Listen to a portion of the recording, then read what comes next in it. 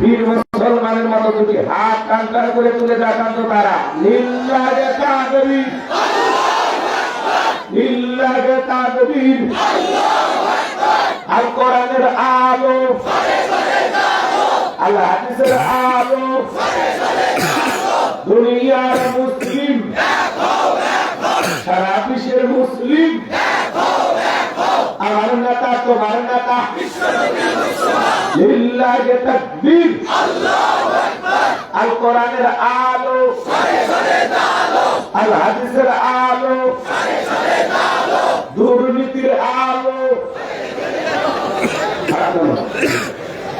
অনেকে ধরে তাহলে বলে দিয়েছে দুর্নীতির আলো ঘরে ঘরে চালো। বাংলাদেশে দুর্নীতি দমন কমিশন আছে না নাই?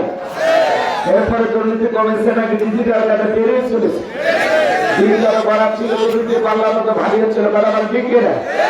আমরা চাই আমাদের প্রিয় মাতৃ বাংলাদেশ দুর্নীতি মুক্ত আল্লাহ কবুল করেন ছিল বলেন আমি। আমরা তোমাদের বাংলাদেশ মাদক মুক্ত আল্লাহ কবুল করেন ছিল বলেন আমি। আমরা তোমাদের বাংলাদেশ যৌতুক মুক্ত আল্লাহ কবুল করেন ছিল বলেন আমি। সম্মানিত ভাইরা আমার, ভূমিকা লম্বা কথা নয়, সরাসরি মূল আলোচনায় প্রবেশ করতে চাই। তারপরে যে কথা না বললে নয়। আজ থেকে 1 বছর আগে আমরা যখন কোরআনের মাহফিলে কথা বলার জন্য যাইতাম, আমাদেরকে বলতে হুজুর সাবধানে কথা বলবেন, ভুলে যাবেন না এলাকা খাপ, করবেন করবেন, খবরদার নেত্রীর বিরুদ্ধে যেন কোনো কথা না হয়। এখন কেন এই বুদ্ধিজীবীরা আছে ভাই, খুঁজে পাওয়া যাচ্ছে না, কথা বলা ঠিক না। এখানে মনে রাখবেন, জুলুম কখনো চিরস্থায়ী হতে পারে না। জালেমদের শেষ পরিণতি হলো পরাজয়, মাজলুমদের শেষ পরিণতি হলো বিজয়। সেই বিজয় হাসি মুসলমানেরা হাসবে, কথা বলে ঠিক না। মনে রাখবেন, যারাই জুলুম করবে তাদেরকে একদিন পরাজয় বরণ করতে হবে। রাতের গভীরতা যত বাড়ে, ভোরের সূর্য তত নিকটে। মনে রাখবেন, যখন জুলুম বাড়বে বুঝে নেবেন বিজয়টা খুব নিকটে। খুব বাড়াবার ছিল না। শিশু থেকে বৃদ্ধ কারো বুকে গুলি চালাইতে একটু পরিমাণ দ্বিধাবোধ করে না, শুধু তাকে ঠিক রাখবে। আল্লাহ এমন খেলা খেলে দিয়েছে, আপনি যা কল্পনা করেন নাই তার চেয়ে বেশি হয়ে গেছে। একটু অপেক্ষা করেন, আলোচনার প্রেক্ষাপটে কিছু কথা হবে। 16 বছরের দুঃখ মনে জমে আছে এলাকার মানুষ। আপনারা আপনাদের কাছে না বললে বলবো কার কাছে? কি আপনারা শুনবেন? ঠিক আছে, চলে। ভূমিকা না দিয়ে আলোচনা শুরু করছি, কারণ ভূমিকা দিলে অনেক রাত হয়েছে তো। আবার যে কুয়াশা করছে, কখন যে ফাঁকি মারিয়া চলে যান এত গ্যারান্টি নেই। কথা ঠিক, চাষা আমার দুঃখ করছে। হুজুর একটু গরম পানি দেয়। হ্যাঁ, চা দেওয়া লাগবে না, শুধু গরম পানি যদি মাঝে মাঝে দেন, ভালো না দিলেও চলবে, নাইলে নিয়ে চলা লাগবে, তাই না? তারপরে এলাকার ঝাড়ি ঝুড়ি মারলে বলবেন ছেলেরা ভালো না। হ্যাঁ, এলাকার মানুষের সাথে বেয়াদবি করা যাবে? বাড়িও বেয়াদবি করি না, আপনাদেরকে এমনি বললাম। এবার চলেন আমরা আলোচনা শুরু করি, কষ্ট হবে। তবে যেটা দেখতেছেন এটা 15-20 মিনিট পরে ইনশাআল্লাহ সব ঠিক হয়ে যাবে। লাইনে উচিত প্রয়োজন না, দিনে রাতে কথা বলা। একটু মনে হচ্ছে যে হুজুরের অবস্থা খারাপ, আল্লাহর কাছে দোয়া করেন। আমার বিশ্বাস আছে, আমার মানি দয়া করে 15-20 মিনিটের মধ্যে দেখবেন একেবারে গলা ক্লিয়ার হয়ে যাবে। আপনি বুঝতেই পারবেন না যে হুজুরের গলা ভেঙে গেছে। কথা বলবেন না, সব ঠিক হয়ে যাবে ইনশাআল্লাহ। কি দোয়া করবেন না? আল্লাহর কাছে দোয়া করেন, আল্লাহ যেন তার গোলামকে শারীরিক মানসিক সুস্থতা দান করে কোরআন সুন্নাহর হক কথা এ জাতির সামনে বলা তৌফিক দান করেন। আমিন। সম্মানিত ভাইরা আমার, আপাতত আপনাদের কাছে বলতে চাই, কতক্ষণ থাকবেন? 12টা না 12:30? একটা সাহস আছে। যে শীত পড়ছে, আমার বিশ্বাস না দিলে আরো শ্রোতা হইত, কিন্তু যে পরিমাণে শীত পড়ছে, বাড়িতে যিনি ম্যাডাম আছেন স্ত্রী, উনি বলতেছে আপনার শরীর তো এমনি চলে, এর মধ্যে আপনি যদি এই শীতে বাইরে যান তো এই পয়সা আমার বিধবা বানায় না, যে শীত পড়ছে। এই জন্য দুর্বল পুরুষ যারা এটা সাহস করে বাইরে আসতে পারে, আমরা যারা শুনেছি মোটামুটি বলা যায় যে আমরা ঠান্ডার মতো বের হওয়া একটা সাহসের ব্যাপার। কি বলে, আমরা যে সাহস করে আসছি আলহামদুলিল্লাহ। এই জন্য আজকের মাহফিলে যারা এই 1 জানুয়ারি 2026 সালে আমার মহিমাগঞ্জ গোবিন্দাগঞ্জ থানার নিচের থানার এলাকার যে মানুষ বসেছেন, আজকে বছরের প্রথম দিন আমি ঘোষণা করলাম আপনারা সাহসী পুরুষ, এতে কোনো সন্দেহ। আল্লাহ যেন আপনাদের দেহের শক্তি বৃদ্ধি করে দেন, ঈমানটাকে মজবুত করে দেন, দিনের পথে অবিচল অটল থাকার তৌফিক দান করেন। একটু চিল্লা বলেন আমি। আপাতত 5:30 পর্যন্ত কারা কারা থাকবেন না তারা হাত করে, যারা থাকবেন না আর যারা থাকতে চান 2 হাত করে বলুন ইনশাআল্লাহ। আর একটু করে বলুন ইনশাআল্লাহ। আল্লাহ কবুল করুন, জোরে বলুন আমিন। হাত নামান। কথা বলবো পবিত্র কোরআনুল কারীমের 66 নম্বর সূরা। সূরাটির নাম হলো মুলক। কিরা সূরা মুলক। এই দেখো মুলক বলে ভালো বোঝেন, আসলে নামটা হবে মুলক। কিনা সূরা মুলক। মুলক মানে কি জানেন? সার্বভৌমত্ব, কর্তৃত্ব, রাজত্ব, পাওয়া, ক্ষমতা কার হবে? ক্ষমতা নিয়ে তো দুনিয়াতে মারামারি, তাই না? বছরের প্রথম দিন চিন্তা করলাম যেহেতু এই বছরে নির্বাচন হবে, আমার এলাকার মানুষ একটু মহাব্বত করে কোরআন হাদিসে দেখি তো এই ধরনের আলোচনা আছে না নাই? আলোচনা আছে না নাই? আমি 2টি আয়াত কারিমা তেলাওয়াত করেছি। 1 নম্বর আয়াতের আলোচনা একটু গরম, ঠান্ডা দিন তো একটু গরম আসলে ভালো লাগে, শরীরের মধ্যে কেন জানি হিট হিট কাজ করে, বুঝলেন না?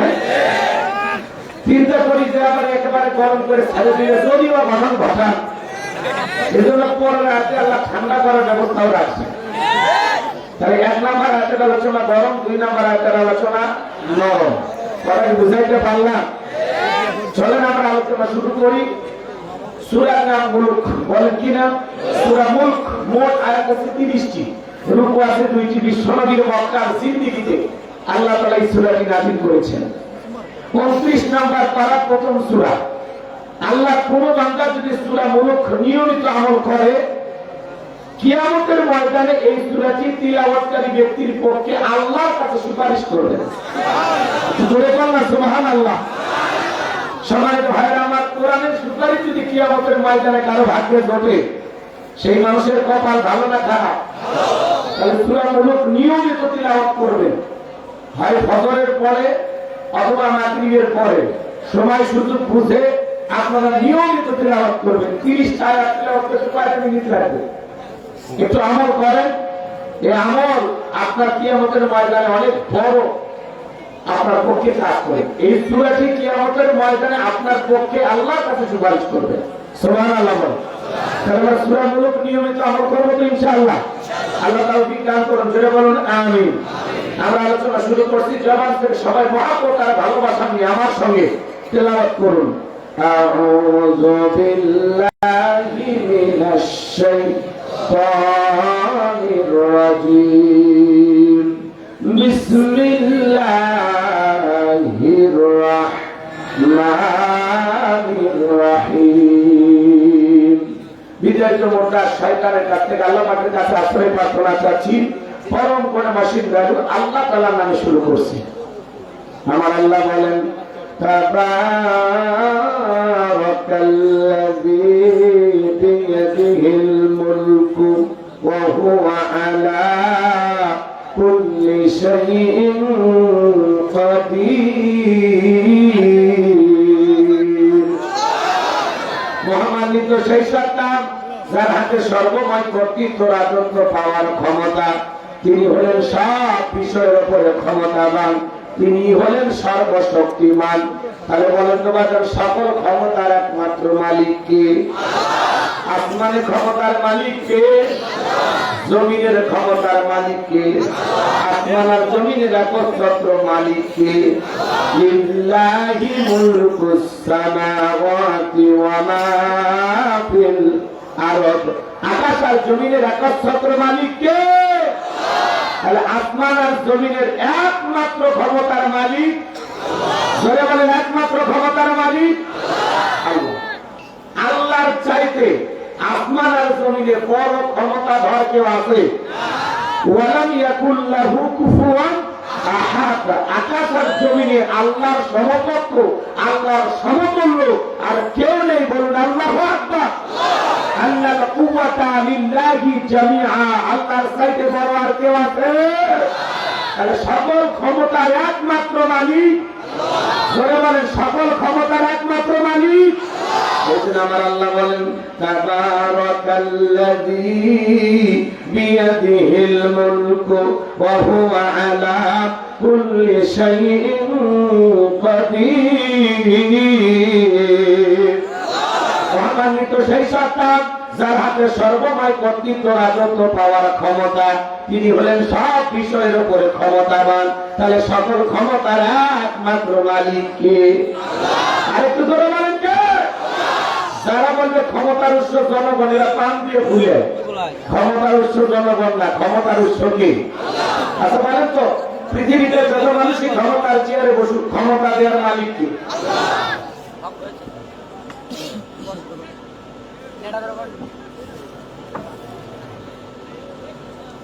বলেন এই পৃথিবীতে ক্ষমতা দেওয়ার মালিক কে? আরেকটু জোরে বলেন কে? সেই কথা কোরআনে আছে না? জোরে বলেন। কষ্ট হচ্ছে? একটু আওয়াজ দেন, আমি করবো আওয়াজ, আপনারা দেবেন আওয়াজ, জবাব দিবেন ঠিক ঠিক, আলোচনা হবে কমপ্লিট। শ্রোতাদের স্পিরিটে বারে বক্তার হিট, আলোচনা হবে জায়গা মতো হিট। আগে বলতাম কিছু আজ প্যান্ডেলে, কিছু আজ অ্যাঙ্গেলে, এখন আর অ্যাঙ্গেলে না, যা করবো সব ডাইরেক্ট। অ্যাঙ্গেলে বলা কি, সেই ডাইরেক্ট বলা বাংলাদেশ, তারা মানে ঠিক কিনা? বলেন পৃথিবীতে ক্ষমতা দেওয়ার মালিক কে? সেই কথা কোরআনে আছে না? নাই? আমার আল্লাহ বলেন কুলিল্লাহুম্মা মালিকাল মুলকি তুতিল মুলকা মান তাশাউ ওয়া তানজিউল মুলকা মিম্মান তাশাউ ওয়া তুইজ্জু মান তাশাউ ওয়া তুযিল্লু মান তাশাউ বিয়াদিকাল খায়র ইন্নাকা আলা কুল্লি শাইইন কাদির। সূরা আলে ইমরানের 26 নম্বর আয়াত আল্লাহ রাব্বুল আলামিন জানিয়ে দিলেন রাজত্ব দেওয়ার মালিক আমি আল্লাহ, ক্ষমতার চেয়ারে বসানোর মালিক কে? ক্ষমতা দিলে যে লোকটাকে সম্মান দেওয়া হলো এমনটা নয়। ক্ষমতার সম্মান দুইটা ভিন্ন জিনিস। এই পৃথিবীর জমিনে অনেক মানুষকে ক্ষমতার চেয়ারে বসাইয়া জুতার বাড়ি খাওয়ায় বিদায় করছেন কে? এই পৃথিবীর জমিনে তাকায় দেখলেন না শ্রীলঙ্কার দিকে জনগণের উপরে জুলুম করার কারণে জনগণ নেতাকে বাগে পাইয়া কাপড়ে খুলে ক্ষমতার চেয়ার থেকে নামাইছে। কথা বলে ঠিক কিনা? বাকি ভালো সেদিন হাফ প্যান্ট পরা ছিল, সারা সারা নতুন একটা ইতিহাস সৃষ্টি হয়ে যেত। কথা বলেন ঠিক কিনা? এই পৃথিবীর জমিনে যারাই ক্ষমতার চেয়ারকে বাপদাদার পৈতৃক সম্পত্তি মনে করবে, ক্ষমতার চেয়ারে বসে তারা জুলুম করবে, অত্যাচার করবে, মনে রাখবেন বাজান, পুরো পৃথিবীর সামনে আল্লাহ তাদেরকে লাঞ্ছিত করবে। এদেশেও যারা ক্ষমতাকে বাপদাদার পৈতৃক সম্পত্তি মনে করেছিল, শাপলা চত্বরে যারা আলেমদেরকে গুলি করে হত্যা করেছিল, এদেশের সোনার মানুষদেরকে যারা মিথ্যা মামলা হামলাকে জেলখানায় বন্দী করেছিল, আজকে ক্ষমতার চেয়ার থেকে তারা পালিয়ে গেছে। কথা বলেন ঠিক কিনা? ক্ষমতা পাইলে সম্মান দেওয়া হয় এমনটা নয়। ক্ষমতার সম্মান দুটো ভিন্ন জিনিস। এই পৃথিবীর জমিনে যারা ক্ষমতাতে আদল ইনসাফ প্রতিষ্ঠিত করবে, ন্যায় বিচার কায়েম করবে, মানুষের কল্যাণে, মানবতার কল্যাণে, ইসলামের কল্যাণে যারা কাজ করবে, ইতিহাসের সোনালী পাতায় তাদের নাম লেখা থাকবে। কথা বলে আপনারা দেখলেন না গতকালকে তার বিদায় হয়ে গেল বাংলাদেশের তিনবার সাবেক প্রধানমন্ত্রী, দেশ নেত্রী, আপসীন নেত্রী বেগম খালেদা জিয়া। বাংলাদেশের স্মরণকালের ইতিহাসে সবচেয়ে বড় জানাজা, এত দোয়া, এত ভালোবাসা বাংলাদেশের কোন নেতা পায়নি। কথা বলেন ঠিক কিনা? মানুষ নিজের মা মারা গেলে এত কাঁদে না, বেগম খালেদা জিয়ার জন্য এত মানুষ কান্না করছে। কথা বলেন ঠিক কিনা? এই বাংলাদেশে ঐতিহাসিক সবচেয়ে বড় জানাজা হয়েছে 4টি। জোরে বলেন কয়টি? 1 নাম্বার শহীদ প্রেসিডেন্ট জিয়াউর রহমান, তার জানাজা হয়েছিল কারণ আল্লাহর গোলাম। এই পৃথিবীর জমিনে মানুষের তৈরি করা গণতন্ত্রের ভিতরে আল্লাহ রাব্বুল আলামিনের সবচাইতে পরিচিত এবং সবচাইতে শ্রেষ্ঠ একটি আয়াত বিসমিল্লাহির রহিম, বিসমিল্লাহির রহমানির রহিম সংবিধানের ভিতরে ঢুকে দিয়েছিল। আল্লাহর কোরআনকে সংবিধানের ভিতরে ঢুকে দেওয়ার কারণে আল্লাহ তার সম্মান মর্যাদা এত বাড়িয়ে দিয়েছিলেন। সে সময় তার জানাজায় কমপক্ষে 20 লাখেরও বেশি মানুষ উপস্থিত হয়েছিল। আল্লাহু আকবার বলেন। সারা দেশের মানুষ তার জন্য দোয়া করেছিলেন। পুরো পৃথিবীর সামনে আল্লাহ তার সম্মান মর্যাদাকে বাড়িয়ে দিয়েছিলেন শুধুমাত্র কোরআনের প্রতি এই ভালোবাসা থাকার কারণে। কথা বলে ঠিক না? রাগ করতেছেন? মন খারাপ করছেন? আমার ভাইয়েরা, এরপরে বাংলাদেশে আরেকটি বড় জানাজা হয়েছে কোরআনের পাখি আল্লামা সাইদি হুজুরে। জালেমেরা জানাজায় উপস্থিত হতে পারেনি, তারপরে লক্ষ লক্ষ মানুষ হাজির হয়েছিল তার জানাজায়। কথা বলে ঠিক না? এরপরে কয়েকদিন আগে ভারতে আধিপত্যবাদের বিরুদ্ধে কথা বলার জন্য ইনসাফ কায়েম করার স্বপ্ন দেখার এক কারিগর তরুণ রাজনীতিবিদ শহীদ শরীফ ওসমান হাদিকে যারা প্রকাশ্যে গুলি করে হত্যা করেছিল, আমার ভাইয়ের জানাজায় আপনারা দেখেছেন লক্ষ লক্ষ মানুষের ঢল নেমেছিল। কথা বলে ঠিক না? এরপরে গতকালকের যে জানাজা আপনারা দেখেছেন, পুরো পৃথিবীর ইতিহাসে এটা দ্বিতীয় জানাজা, সবচেয়ে বড়। পুরো পৃথিবীতে আজ পর্যন্ত জানাজায় যত মানুষ হয়েছে, ইরানের একজন লেখক আয়াতুল্লাহ খামিনি, তার জানাজায় লোক হয়েছিল 1 কোটি মানুষের মতো। কয় কোটি? আর বেগম খালেদা জিয়ার জানাজায় কেউ বলতেছেন কি 30 লাখ, কেউ বলতেছেন 50 লাখ। আসলে মানুষ কত এটা আপনি কোনে শেষ করতে পারবেন না। পুরো ঢাকা শহর জানাজার শহরে পরিণত হয়েছিল। আল্লাহু আকবার! লক্ষ লক্ষ মানুষ তার জানাজায় হাজির হয়েছিল। ডক্টর মিজানুর রহমান আসারি তাদের মতো মানুষ জানাজায় হাজির। আল্লাহু আকবার বলে। আল্লামা মামুনুল হক তারা জানাজায় শুধু অংশগ্রহণ করেননি, ম্যাডামের কফিনটা পর্যন্ত কাঁধে নিয়েছিল। কথা বলে ঠিক না? বাংলাদেশের সবচেয়ে প্রসিদ্ধ আলেম হযরত মাওলানা আব্দুল মালিক আহমদ বারকাতুহু আলিয়া, তিনি তার জানাজার ইমামতি করেছেন। জাতীয় মসজিদের সুনামধন্য খতিব বলুন আল্লাহু আকবার। বাংলাদেশ থেকে বিভিন্ন দেশে সফর করা, সেমিনারে বিভিন্ন জায়গাতে যিনি কথা বলে আপনারা হয়তো ওইভাবে চেনেন না, কিন্তু আব্দুল মালিক সাহেব বাংলাদেশের একজন রত্ন। আল্লাহু আকবার বলেন। তিনি জানাজার ইমামতি করেছেন। এত মানুষের ভালোবাসা, কত আলেম ওলামা, শাইখ আহমদুল্লাহ হুজুর তার জানাজায় হাজির। আল্লাহু আকবার বলেন। লক্ষ লক্ষ আলেম ওলামা তার জানাজায় গেছেন, কারণ তিনি তার জীবন দশায় একটি শব্দ দাঁড়িয়ালা টুপিয়ালাদের বিরুদ্ধে বলেনি, আলেমদের বিরুদ্ধে বলেনি। কথা বলে ঠিক না? তিনি আলেমদেরকে ভালোবাসতেন। এই জন্য এই দেশের মানুষের এত ভালোবাসা তিনি পেয়েছেন। তিনি এই দেশটাকে নিজের পরিবার মনে করতেন। উনি বলেছেন, আমার জন্ম এদেশে, আমার মৃত্যু এই দেশে, বিদেশে আমার কোনো বাড়ি নাই, যাওয়ার কোনো জায়গাও নাই। কথা বলে ঠিক কিনা? সত্যি আল্লাহর বান্দির মৃত্যুটা বাংলাদেশে হলো। কথা বলে ঠিক কিনা? আজকে যিনি ষড়যন্ত্র করে তাকে জেলখানায় বন্দী করে রেখেছিলেন, আজকে তিনি শোক বার্তা দেন, তিনি পালিয়ে গেছে।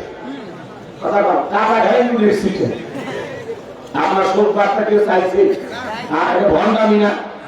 নিজের জেলখানায় বন্দী করে রেখেছিলেন, শরীরের ভিতরে স্লো পয়জন ঢুকে দিয়েছিল। আজকে বেগম খালেদা জিয়ার মৃত্যুর জন্য শেখ হাসিনাই দেয়। কথা বলেন, উনি পরিকল্পনা করে তার দেহের ভিতরে পয়জন ঢুকে দিয়েছিল। হাতগুলো সোজা করে চলতে পারেনি। আপনারা দেখেননি কি সুন্দর মানুষটা কি পরিণতি করেছিল, কি নির্মম নির্যাতন। স্বামী হারানোর পর থেকে আজ পর্যন্ত পুরোটা সময়, বেশিরভাগ সময় এই নির্যাতন জুলুমের উপরে তার সময়টা চলে গেছে। কথা বলে ঠিক না? আজকে সেই মানুষ, মানুষের কি ভালোবাসা পাইল আপনারা দেখেছেন। পটুয়াখালীর আল্লাহর এক বান্দা জানাজা হাজিরে দিবেছে, ও মরেই গেছে, জানাজা পরে দিকে মরে গেছে। কি আবেগ, কি ভালোবাসা! জনাব তারেক রহমান বলেছেন, আমি এই পরিবারের দায়িত্ব নেব। জানাজা পত্রিকা আলোচনা মারা গেছে। এই যে মানুষের ভালোবাসা, লক্ষ লক্ষ মানুষের দোয়া, সারা পৃথিবী জুড়ে তার জানাজার প্রশংসা হচ্ছে। ভিডিও ভাইরাল হয়ে গেছে, পুরো পৃথিবীতে সবাই প্রশংসা করতেছে। নরেন্দ্র মোদীর মতো অমুসলিম সেও প্রশংসা করে বাধ্য। আল্লাহু আকবার। তাহলে পুরো পৃথিবীতে তার প্রশংসা, দোয়া, ভালোবাসা। তার কবরের পাশে এখনো মানুষরা দোয়া করতেছে। আল্লাহু আকবার। এই জন্য বলতেছি, একজন দোয়া পায় আর একজনের জন্য মানুষ দোয়া করে। কথা বলে রাগ করতেছেন আপনারা? উনি কখন এই দেশের মানুষকে বিপদে ফেলে পালিয়ে যাননি। কথা বলে ঠিক না? আপনি ভালোবাসা দিবেন, ভালোবাসা পাবেন। দেশের মানুষের সাথে গাদ্দারি করবেন, দেশের মানুষ আপনাকে ছুঁড়ে ফেলবে। কথা বলে ঠিক না? উনি দেশকে ভালোবাসতেন, দেশের মানুষকে ভালোবাসতেন। এই জন্য বাংলাদেশের ইতিহাসে 54 বছরে এত বড় জানাজার নামাজ অনুষ্ঠিত হয়নি। আল্লাহু আকবার। আল্লাহর কাছে দোয়া করি, আল্লাহ এবং খালেদা জিয়ার কবরকে আপনি জান্নাতের বাগান বানায় দিন। আল্লাহ তাকে জান্নাতুল ফেরদাউসের মেহমান হিসেবে কবুল করুন। চিল্লা বলুন আমিন। অথচ আপনাদের বিরত হয়েছেন আমার কথায়। আমি যে কথা বলতে চাচ্ছিলাম, বাবা, ক্ষমতা পাইলেই সম্মান পাওয়া যায় না। ক্ষমতা সম্মান দুটা ভিন্ন জিনিস। যদি ক্ষমতা দেন, আদল ইনসাফ প্রতিষ্ঠিত করেন, মানুষের জন্য কাজ করেন, মানুষের দোয়া ভালোবাসা পাবেন। আর ক্ষমতা পেয়ে যারা জুলুম করবে, অত্যাচার করবে, ইতিহাসের কালো পাতায় তাদের নাম লেখা থাকবে। কথা বলেন ঠিক কিনা? আমি যে কথা বলতে চাচ্ছিলাম, তাহলে বলেন ক্ষমতা দেওয়ার মালিককে, আবার কেড়ে নেওয়ার মালিককে। যে আল্লাহ ক্ষমতার চেয়ারে বসায়, বিয়া তুমি করলে সে আল্লাহ আবার থাপ্পড় দিয়ে ক্ষমতার চেয়ার থেকে নামায়। কথা বলেন ঠিক কিনা? এরপর আল্লাহ বলেন, অত ইজ্জু মান তাশাউ ওয়া তুযিল্লু মান তাশা। সম্মান দেওয়ার মালিককে, আবার লাঞ্ছিত করার মালিককে। বিয়াদিকাল খায়র, সকল কল্যাণের চাবিকাঠি কার হাতে? ইন্নাকা আলা কুল্লি শাইইন কাদির। নিশ্চয় আমার আল্লাহ সর্বশক্তিমান। কথা বলেন ঠিক কিনা? তাহলে সকল ক্ষমতা কার হাতে? তিনি সব বিষয়ের উপরে ক্ষমতাবান। কথা বলেন ঠিক কিনা? এই পুরো পৃথিবীর ক্ষমতা আল্লাহ চারজনকে দিচ্ছিলেন। জোরে বলেন চারজন। আরে ভাই, পুরো পৃথিবীর ক্ষমতা বাদ দেন, ছোটখাটো পাতি নেতার গরমে থাকা যায় না। নবীজির জামানায় এরকম একটা পাতি নেতা ছিল, এর নাম ছিল মুহাবির আমর। আগে তাদেরকে বলা হতো গোত্রীয় লিডার, গোত্রীয় দলপতি। এখন যেরকম মেম্বার চেয়ারম্যান বলা হয় না, সে সময় যারা একটা গোত্রের লিডার, তাদেরকে গোত্রীয় লিডার, দলপতি, বুড়ো, মাতাব্বর এগুলো নামে ডাকা হয়েছে। এরকম একটা ব্যক্তি ছিল, নাম হলো মুহাবির আমর। নবীজি হিজরত করে মদিনায় চলে গেছেন। মক্কার কাফেরদের কেনে রাসূলের কোনো মাথা ব্যথা নেই, কিন্তু মক্কার কাফেরদের ঘুম হারাম। কথা বুঝতে পারতেছেন? মক্কার কাফেরদের ঘুম হারাম। এইবার এই মুহাবির আমর প্রতিমার সামনে দাঁড়াইছে। লাত, লজ্জা, দেবী, সরস্বতী, রাধাকৃষ্ণ, ভগবতী, হুবা, এই প্রতিমাগুলোর সামনে দাঁড়ায় বলতেছে, যতক্ষণ আব্দুল্লাহর বেটা মুহাম্মদ বলুন সাল্লাল্লাহু আলাইহি সাল্লাম তার দেহ থেকে কাল্লা ফেলাইতে পারবো, ততক্ষণ পর্যন্ত আমি এক ফোঁটা পানিও পান করবো না। জোরে কর নাউজুবিল্লাহ। আচ্ছা, আমার নবী কাল্লা ফেলাইতেছে, আমার নবী কার পাকা পানি মুই দিছে? কথা বলা। আমার নবী কার বাড়িতে চুরি করতে গেছে? নবী কি কোনো অপরাধ আছে? কেন নবী কাল্লা নিতে চায়? নবী কালেমার দাওয়াত দেয়, ইসলামের প্রচার প্রসার করে। এটাই যে ইমানের সহ্য হয় না। কথা বলে ঠিক কিনা? সম্মানিত ভাইয়েরা আমার, গভীর মনোযোগ দিয়ে কথাগুলো শুনবেন বাজান। আমি গুনাহগার যে কথা বলতে চাচ্ছিলাম, এই মক্কার মুহাবির আমর নবীজির কাল্লা নেওয়ার ঘোষণা করে রওনা করলেন বাজান। লম্বা ঘটনা আমি লম্বা করব না, সংক্ষিপ্ত করে বলে দিয়ে যান। এই খবর আল্লাহ তাআলা রাসূলের কান পর্যন্ত পৌঁছায় দিলেন।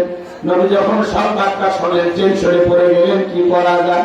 সাহাবীদেরকে বলেন, আমার সাহাবীরা, মক্কার মুহাবির আমর আমার মাথা নেওয়ার ঘোষণা করে রওনা করেছে, তোমরাই বলো কি করা যায়? হযরত ওসমান ডেকে বলেন, আমি ওই মক্কার মুহাবির আমর, ওর জন্য আল্লাহর কাছে আপনি দোয়া করেন, ও যেন আপনার চেহারা দেখার আগে আল্লাহ যেন ওর জমিন থেকে বিদায় করে দেন।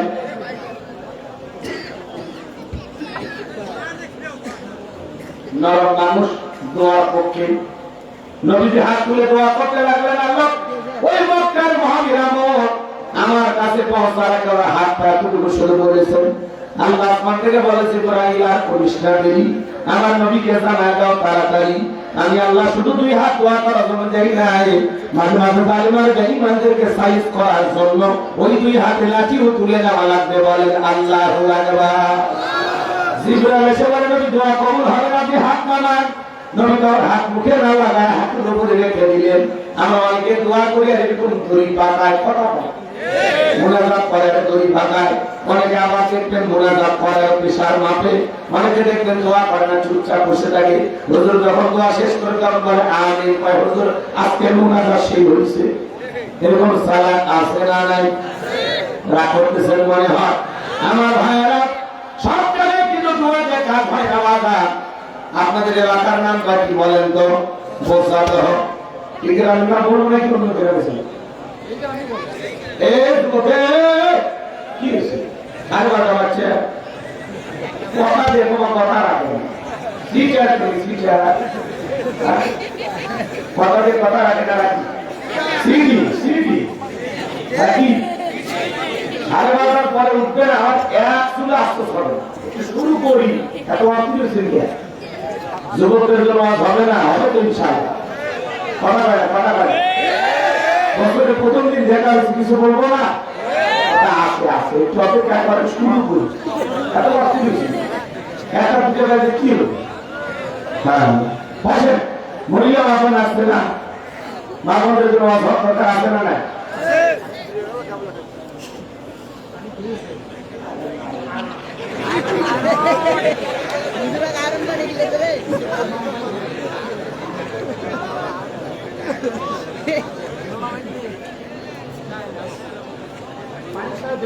কষ্ট হচ্ছে কি বলছিলাম আপনাদের গ্রামের নাম বলবো না অন্য গ্রাম ভুলে গেলেন আগে গ্রাম বাদ দিয়ে অন্য গ্রামে যায় গ্রামে আবার নাম করতে পারে বলবো এত নাম বলে গ্রাম চন্দনপুর চন্দন কা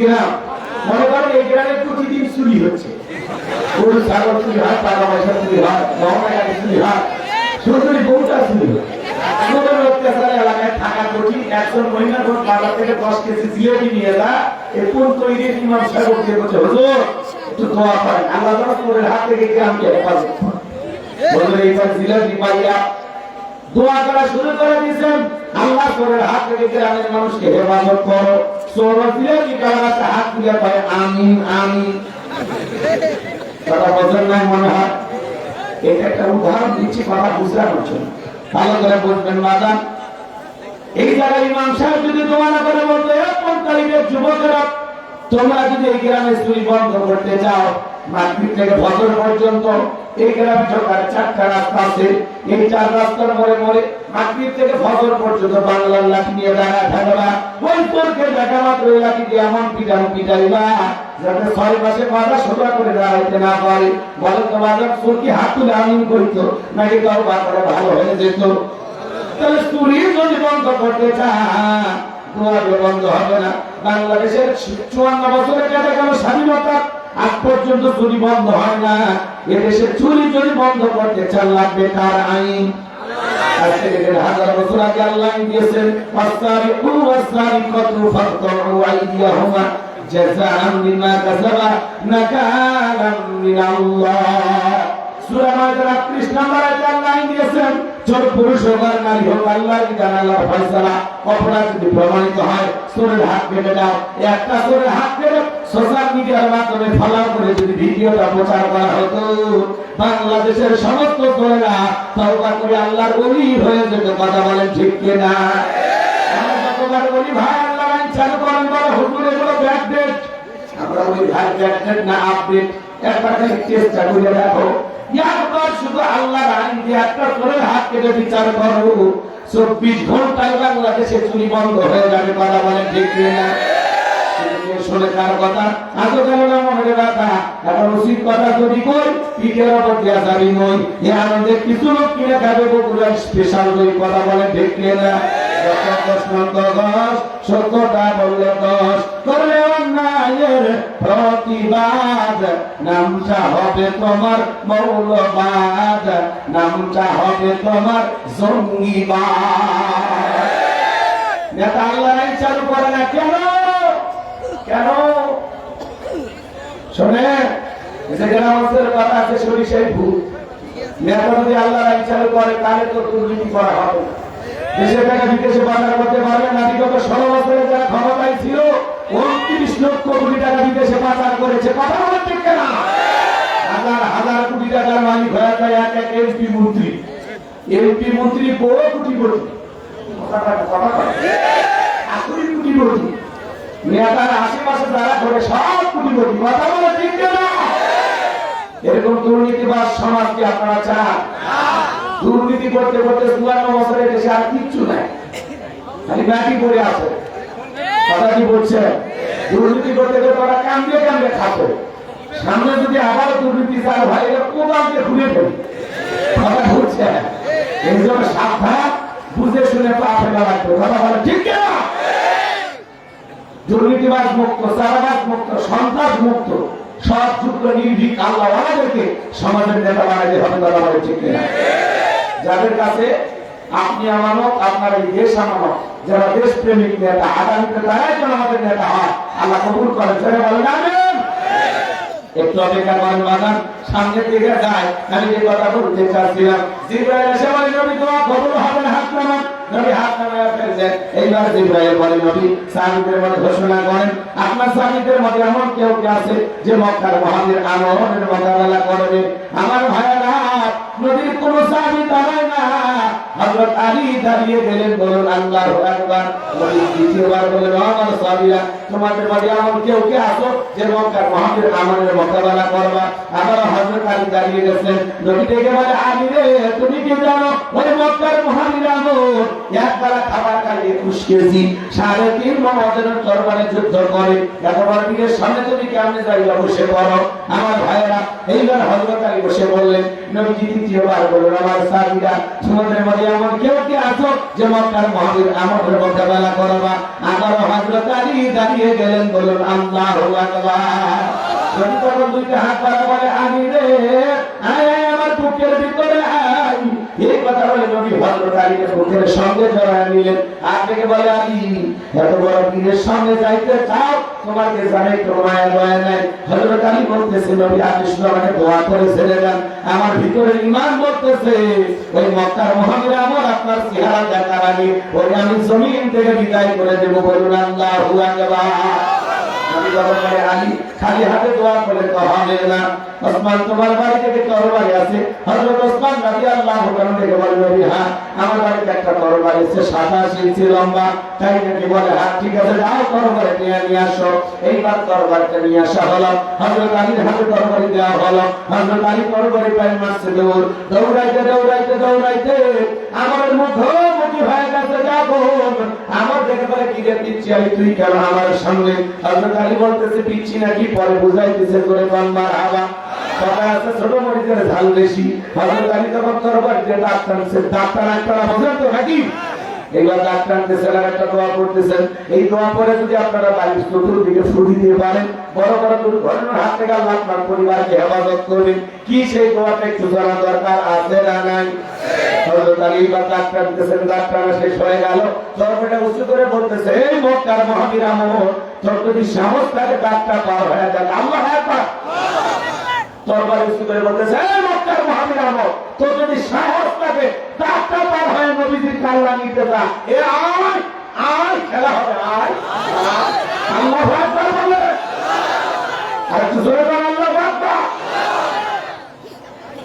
এটা আওয়াজে অনেক কিছু বাড়িতে ঢুকছে তোর বাড়ি গেলে না তুই পাই না কিছু না হোক তুই আওয়াজ দেয় চোর থাকবি না ভাগে দৌড় মারি আওয়াজ অনেক কিছু আজ যদি মুসলমানেরা নারাই তাকবীর হুঙ্কার দিয়ে ময়দানে নামে জালেম আর বেঈমানের লঙ্গি পরার টাইম পাবি না কথা ভেঙে না তাকবীর ইন্নাহু তাকবীর আল্লাহু আকবার আল কোরআনের আলো সরে সরে আলো তোমার নেতা আমার নেতা বিশ্বনবী মুস্তাফা ইন্নাহু তাকবীর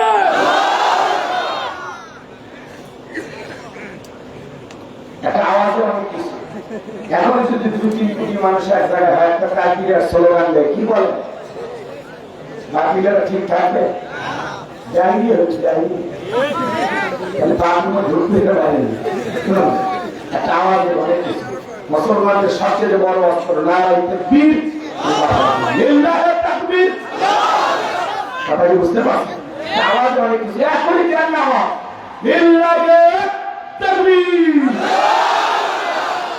এই অস্ত্র রাখবেন রাখতেছেন তো নাকি মন খারাপ করবেন না আমার ভাইরা অনেক যুদ্ধে মুসলমানরা শুধু তাকবীর দিয়ে বিনা অস্ত্রপাতে বিনা রক্তপাতে যুদ্ধে বিজয় লাভ করছে শুধু নারায়ে তাকবীর আল্লাহু আকবার হুঙ্কার দিয়ে যুদ্ধে বিজয় লাভ করছে সুবহানাল্লাহ এজন্য আওয়াজে অনেক কিছু পারবেন ইনশাআল্লাহ আমার আমার বাবাজিরা গভীর মনোযোগ দিয়ে কথাগুলো শুনে যান। এইবার হযরত আলী আমলকে বলতেছে, বাপের কাটা হয়ে থাকলে কাটটা পার হয়ে নবীজির কান্না দিতে যায়, এ আয় আয়। হযরত আলী আর আমার বাধা বাধা ভাব, পুরো ঘটনাটা কি বলবো? তারা যারা শুনলেন দুই হাত তুলে আল্লাহকে দেখান, লিল্লাহি তাকবীর, লিল্লাহি তাকবীর, হাত নামান। আমার ভাইরা, আমি যে কথা বলতে চাচ্ছিলাম, আমার আল্লাহ বলেন, তাবারাকাল্লাযী বিয়াদিহিল মুলকু ওয়া হুয়া আলা কুল্লি শাইইন কাদির। সেই সত্তা যার হাতে সর্বময় কর্তৃত্ব, রাজত্ব, পাওয়ার ক্ষমতা, তিনি হলেন সব বিষয়ের বড় ক্ষমতাবান, তিনি সর্বশক্তিমান। বলুন আল্লাহু আকবার। তাহলে পুরো পৃথিবীর ক্ষমতা আল্লাহ চারজন মানুষকে দিয়েছিলেন বাগান, পুরোটা পৃথিবীর ক্ষমতা। এর মধ্যে দুইজন ইমানদার আর দুইজন কাফের। দুইজন ইমানদারের মধ্যে একজন হলো নবী সুলাইমান। নবী সুলাইমান আলাইহিস সালামকে আল্লাহ রাব্বুল আলামিন পুরো পৃথিবীর রাজত্ব দান করেছিলেন। বলুন আল্লাহু আকবার। আল্লাহর নবী সুলাইমান আলাইহিস সালাম পৃথিবীকে ভাষা বুঝতেন, পশু প্রাণীর ভাষা বুঝতেন, মানব দানব জিন ইনসান সকলে তার হুকুম মানতে বাধ্য ছিল। বলুন আল্লাহু আকবার। নবী সুলাইমানের ইতিহাস, ঘটনা, কাহিনী যদি বলতে চাই 2-3 রাত চলে যাবে, আলোচনা শেষ হবে না। বাজার গোমা এত লম্বা ঘটনা আছে। আল্লাহ তাআলা তাকে একটা তখ্তের সিংহাসন দান করেছিলেন। বাতাসের সাথে পয়গম্বর যেখানে ইচ্ছা সেখানেই যাইতে পারতেন। এই সিংহাসন বাতাস দিয়া উড়াইয়া উড়াইয়া নিয়ে যাইতেন। বলুন আল্লাহু আকবার।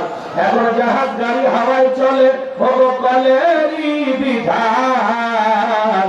একদিন বিনা কলে হাওয়ায় চলত নবী সুলাইমান, মোরা সেই মুসলমান। আল্লাহু আকবার। আমার ভাইরা, গভীর মনোযোগ দিয়ে কথা শুনে যান বাজান। আমি গুনাহগারের যে কথা বলতে চাচ্ছিলাম, আল্লাহর নবী সুলাইমান আলাইহিস সালামকে আল্লাহ রাব্বুল আলামিন পুরো পৃথিবীর বাদশাহী দান করেছিলেন। 2 নম্বর বাদশা যুলকারনাইনকে আল্লাহ তাআলা পুরো পৃথিবীর রাজত্ব দান করেছিলেন। সূর্য উদয় হতে সূর্য অস্তগামী পর্যন্ত, পূর্ব থেকে পশ্চিম পর্যন্ত পুরোটা পৃথিবীর ক্ষমতা আল্লাহ বাদশা যুলকারনাইনকে দিয়েছিলেন। তার কিছু ঐতিহাসিক সফর আছে, যে সফরগুলো নিয়ে আলোচনা করলে আপনারা মজা পাবেন। ওই দিকে যাওয়ার সুযোগ নাই বাজান। ইয়াজুজ মাজুজের সামনে যে বিশাল একটা প্রাচীর নির্মাণ করে দিয়েছিলেন যেই বাদশা, সেই বাদশার নাম বাদশা যুলকারনাইন। আল্লাহু আকবার। আর দুইজন ইমানদার, একজন হলো নবী সুলাইমান আর একজন হলো বাদশা যুলকারনাইন, যাদেরকে আল্লাহ পুরো পৃথিবীর ক্ষমতা দান করেছিলেন। আর দুইজন কাফেরকে আল্লাহ রাব্বুল আলামিন পুরো পৃথিবীর বাদশাহী দান করেছিলেন। এদের মধ্যে এক নম্বরে যে বাদশার নাম, সেই বাদশার নাম বাদশা বখতেনাসর। এই জালেম বাদশা যেই জামানায় এসেছিল, সেই জামানায় আল্লাহ তাআলা তার একজন পয়গম্বর পাঠিয়েছিলেন, যেই নবীর নাম হলো দানিয়াল।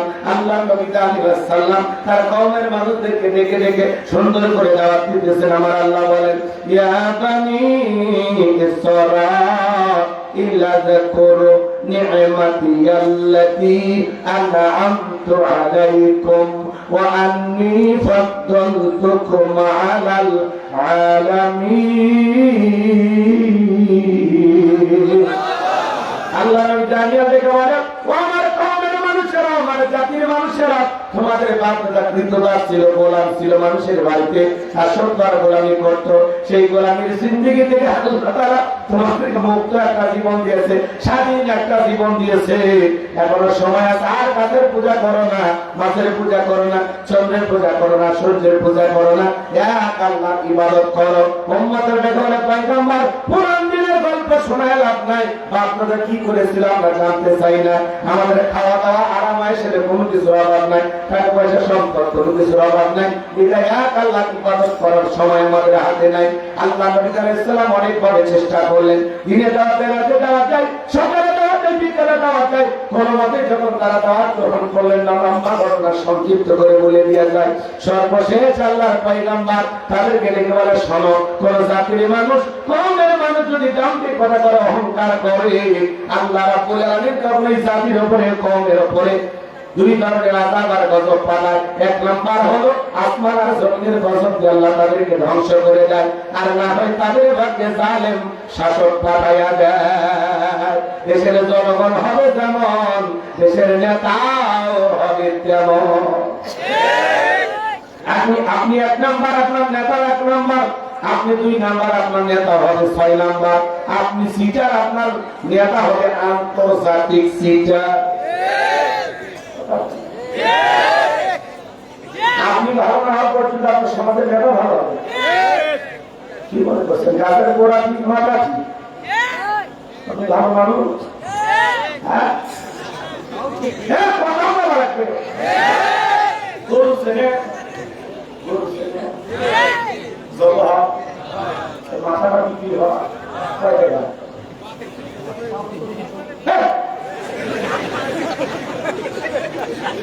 আর 1400 টাকা গরু মাথা পাওয়া গরু কিনছে দেখি 71 সাল আগে কিনছি।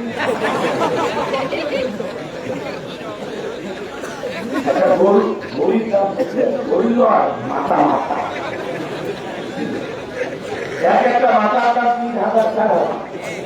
ঠিক, আরো বড় গরু হলে একটা মাথার দামই 5000। একটা গরুর মাথা কিনতে গেলে 4000 5000 লাগে। আর নির্বাচনের আগে আশরাফুল মাদলুকা সৃষ্টির সেরা 500 টাকার মাথা বিক্রি করে। কথা কম লাগে। এটা গরুর মাথা চেয়ে আপনার মাথার দাম কম। পাগল তেঁতুল গাছের নিচে হাত তুলে পায়, আল্লাহ এই তেঁতুল গাছের রাজশাহীর গরুটি আনতে, রংপুরে হাড়ি ভাঙ্গাবে, চাঁপাইনবাবগঞ্জের কাশিমন আনতে, নওগাঁ সাপাহারের আম করে দিবে। আল্লাহ পাগল চোখটা খুলে দেয়, কোন গাছের নিচে দোয়া করেছিস? তেঁতুল গাছের নিচে দাঁড়াইয়া কিয়ামত পর্যন্ত আম চাইলে আল্লাহর কাছে যেরকম আম পাওয়া যাবে না। নির্বাচনের আগে 500 টাকা 1000 টাকা দিয়া নিজের পবিত্র আমানত ভোট বিক্রি কইরা হাত তুলে বলবেন, আল্লাহ এই দেশের নেতাদেরকে উমরের মতো বানায়া দাও। আল্লাহ বলে, উমরের দেশে থাকার মতো জনগণ হতে পেরেছিস?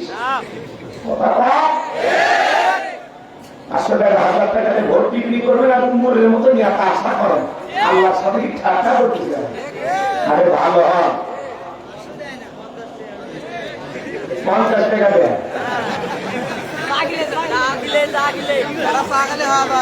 আপনি যদি নেতার কাছ থেকে 10 টাকা 50 100 টাকা দিয়ে যদি আপনি দুর্নীতি করেন, তাহলে নেতার যে দুর্নীতির কথা বলেন, আপনি আগে যে খাচ্ছেন, আপনার নেতা তো দুর্নীতি করার কোনো খরচ হয় না। কারণ আপনারা এতগুলো মানুষ 50 100 200 500 এরকম দিতে দিতে চা বিড়ি পান থেকে খাওয়াইতে খাওয়াইতে নেতা নির্বাচনে প্রচার করতে যায়, নির্বাচন করতে যায় খরচ 10 কোটি। নির্বাচনে পাস করার পরে কি রাস্তা ঠিকই, কিন্তু কি আমাদের আগে রাস্তা পাবে না, আসমান দিয়ে হেঁটে যাবে। বরাদ্দ হবে নেতা আসতে হয়েছে, বলবে না ভাই 20 কোটি টাকা বরাদ্দ হয়েছে, কিন্তু জায়গা মতো খেয়ে ফেলে দিয়েছে, আপনি খেয়ালই পান। আরে ভাই এই রাস্তা দিয়ে মানুষ হাঁটতে পারে, এটা রাস্তা, এটা ডেলিভারি তো এলাকার কোনো আপনার যদি প্রসাদের ব্যথা ওঠে, খালি অটোওয়ালা ভ্যানওয়ালা ভাড়া করে দিয়ে বলবেন ভাই বেড়ে ধরবো না, রাস্তার মধ্যে সিজার হবি কথা কাটি হাসপাতালে ফেরা লাগবি না, ডেলিভারি রাস্তার মধ্যে ফেরা রাগ করতেছেন আপনারা। ভোটের আগে কত নেতা কত কথা বলে, কিন্তু বাস্তবে নির্বাচনে আনা করে সে কয়দিন, মার্কা সে কয়দিন, আনা করে সে কয়দিন, আসা যাওয়া সে কয়দিন, ভোট নেওয়া সে সোনার বাংলাদেশ। ওই নেতা নির্বাচনে কয়েকদিন সেন্ডেল ক্ষয় করবি আর বাকি 5 বছর জনগণের সেন্ডেল ক্ষয় করে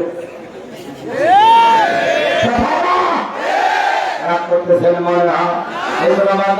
যাত্রার পিছনে স্লোগান দেওয়া যাবে না, বন্ধুভাইয়ের চরিত্র ফুলের মতো পবিত্র, নামাজ তোমার করতো না জায়গায় 5 ওয়াক্ত কম ভক্ত, শয়তানের 1 নম্বর ভক্ত, হুজুর যেন কবি সর্বোচ্চ জায়গায় গরিবের রক্ত। যাত্রার পিছনে স্লোগান দেওয়া যাবে না, পোস্টার লেখা আছে গরিবের বন্ধু, ভোট দিয়ে দেখেন গরিবের কয় নম্বর শত্রু। একটা কাঠ নিবার গেলে বয়স্ক ভাতার কাঠ নিবার গেলে 2-4 হাজার খায়, এমন নেতা বাংলাদেশে আছে না? না, আমাদের ইমানদারি না, এগুলো ভারতে চলতেছে, এদেশে এখনো শুরু হয়নি। লম্বা করবো না, সামনে যাই মজা আছে, কষ্ট হচ্ছে আপনাদের। সবযোগ্য নির্ভীক আল্লাহ আমাদেরকে নেতা বানাইতে হবে, কথা না? আজকে দেখেন কষ্ট হচ্ছে আপনাদের, পরে বলতেছি, সময় আমি যে কথা বলতে চাচ্ছিলাম বাগান, আল্লাহর পয়গাম্বর তাদেরকে অনেক বড় বুঝাইলে রাজি হইল না। তখন আল্লাহ ওই পরিষ্কার উম্মতের উপরে বাদশা বক্তে নাসরকে পাঠায়া দিলেন।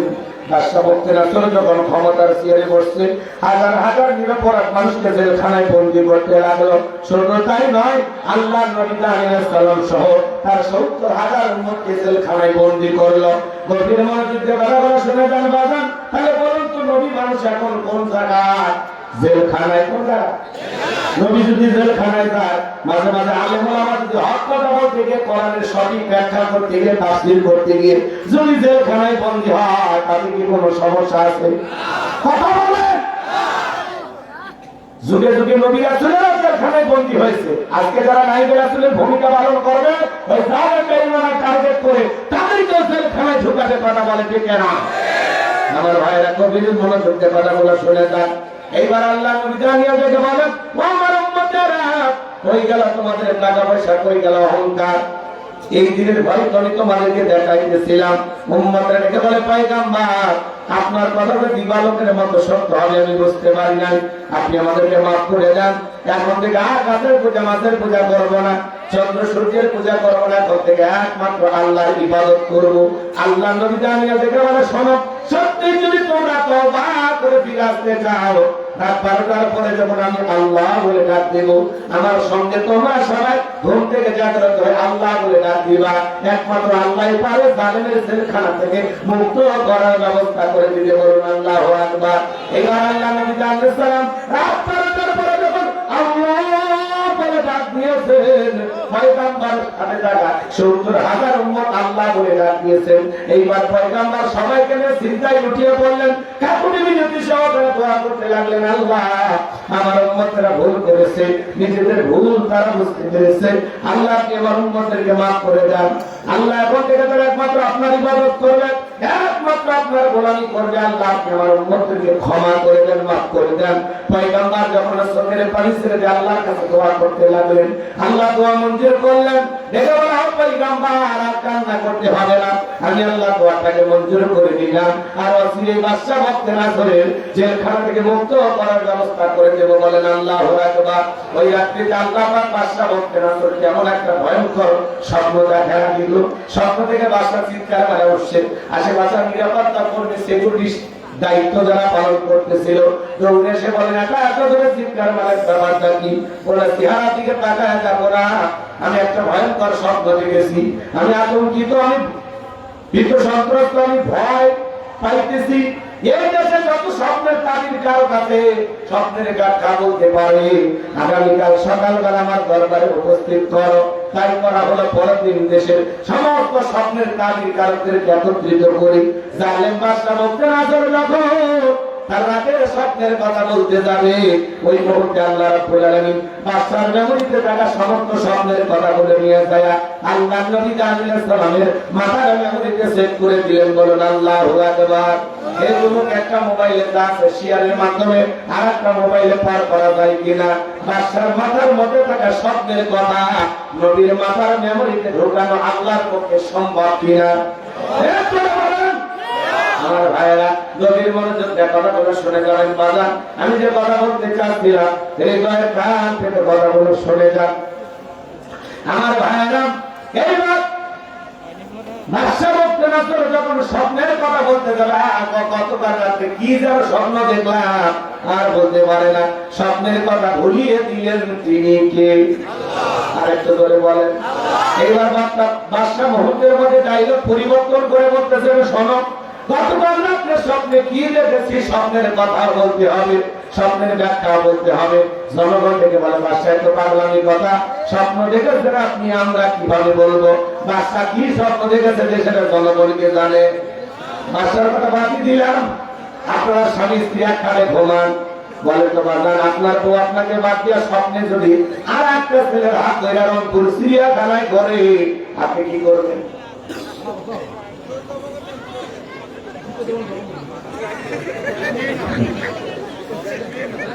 বউ মারার তো সাপ পাবে না, বাড়িতে সব বাদাম খেলেন নাকি ছিলেন রাগ করতেছে। আপনার বউ স্বপ্নে যদি আর একটা ছেলের হাত ধরে ঘোরে, স্বপ্ন আপনি তো টেরি পান কি এর বাইরে তো কিছু একটা করবেন, তার মানে বউ কি স্বপ্নে দেখে স্বামী জানে একখানি ঘুমান না কথা গরিব হতে পারি আমি ঘরটাকে ভাবতে মাঝে মাঝে কাজ করি কিন্তু রাতের বেলায় বলে করে না নিলে ঘুম আসে না আর ধনী 20 টাকার মালিক হাজার হাজার কোটি টাকা স্বামী স্ত্রী একবারে ঘুমাইতে পারে না বউ আলাদা রুমে স্বামী আলাদা রুমে দারুণের সম্পর্ক কোটি টাকার দামি বিছানায় দামি খাটে দামি বিল্ডিং এ সুখ নাই সুখ আছে গরিবের পুরা ঘরে সুখ দেওয়ার মালিককে আপনি সঙ্গে আপনার বউকে বাদ দিয়ে আর একটা বিয়ে করে যদি পাকে ঘরে হ্যাঁ গাইবাটা শহরে যা রসমালাই কিনে খাওয়া দিয়েছে বউ কিন্তু খেয়াল বা কি করবে স্বামী কি স্বপ্নে দেখে বউ জানে না বউ কি স্বপ্নে দেখে স্বামী জানে না মাঝে মাঝে স্বপ্নে দেখি সাপ তারা করছে ঘুমোর যুগে কি সাপ খুঁজে পাওয়া যায় আপনার কথা হয় না বউ মাঝে মাঝে স্বপ্নে দেখেন আগুন লেগে গাড়ি ঘরে পুড়ে গেছে ঘুমোর যুগে দেখেন না সব ঠিক আছে স্বপ্ন তো স্বপ্ন মাঝে মাঝে স্বপ্নে দেখেন আপনি মারা গেছেন মানে টান কাটে চলতেছে ঘুমোর যুগে দেখেন না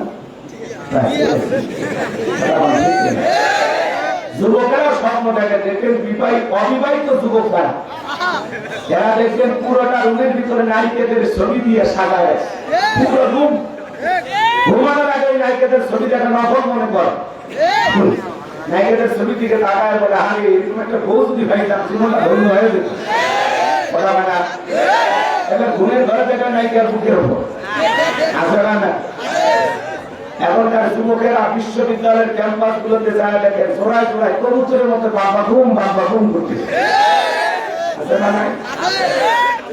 বান্ধবী সিয়ারাটা মুলি তখন একটা দাঁত কিনে গেছে বলতেছে সোনা সিয়ারাটা মুলি নয় দাঁত একটু ফ্রেশ থাকে নিজের মারে কোনোদিন কিনে খাওয়াইলো না বাপকে কিনে খাওয়াইলো না বান্ধবীর সিয়ারাটা টেনশন আছে না এগুলো নিয়ে পাইপ লাগায় খাইতেছে ছেলে তখন বলতেছে প্রিয় তোমার মনে যদি কিছু না নেওয়া আমি একটু তোমার মুখে পাইপ লাগাই খাইতেছি আছে না আজকে যুব সমাজের চরিত্র নষ্ট করছে বাবা যুবকেরা যুবক নাই এই যুবকদের চিন্তা চেতনা নষ্ট করে ফেলেছে এই মোবাইল কথা বলেন ঠিক এই মোবাইলের ওজন কম কিন্তু মোবাইলের মাধ্যমে পাপের ওজনটা বেশি নারী পুরুষ যুবক যুবতী সবাই মোবাইলে আসক্ত কথা বলেন অনলাইনে ফ্রি ফায়ার পাবজি কি কি আগে বাজে গেমস খেলে অনলাইনে জুয়া খেলে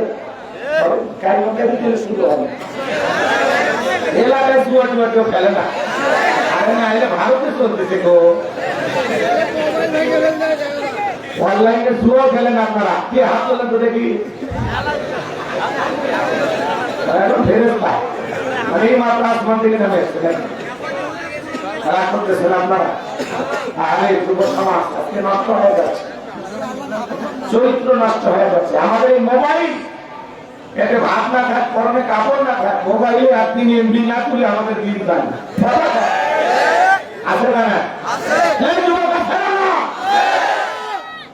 আজকে যুবক যুবতীর অভাব মেলামেশা আদব নাই আখলাক নাই চরিত্র নাই সব শেষ করবে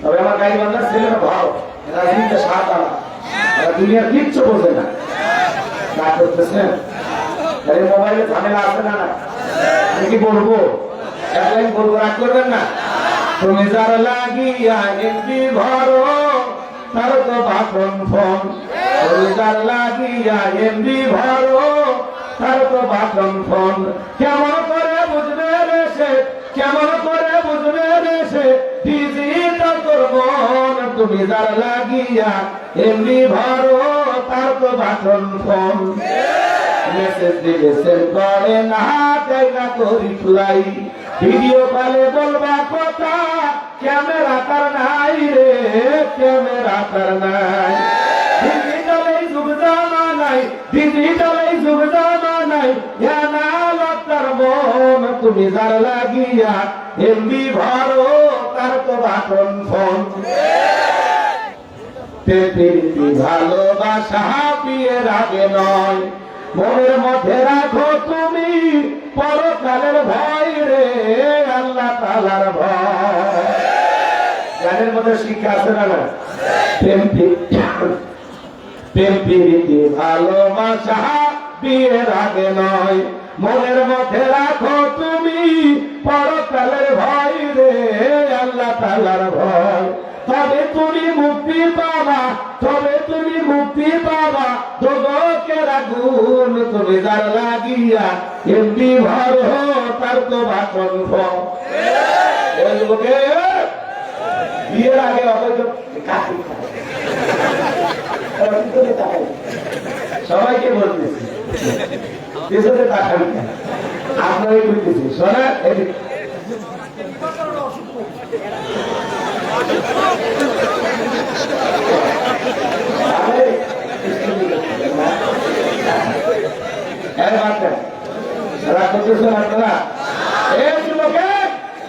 বিয়ের আগে অবৈধ প্রেম ভালোবাসা করা যাবে না, জায়েজ নয়, হারাম। অনেক বলে, অনেক যুবক বলে হুজুর মেয়ে বান্ধবীর সাথে কথা বলা জায়েজ আছে। কোন পুরুষের মেয়ে বান্ধবী থাকতে পারে না, কোন মেয়ের ছেলে বন্ধু থাকতে পারে না, কথা বলেন। পুরুষের জীবনের শ্রেষ্ঠ বান্ধবী, শ্রেষ্ঠ প্রেমিকা হলো তার প্রিয়তমা স্ত্রী।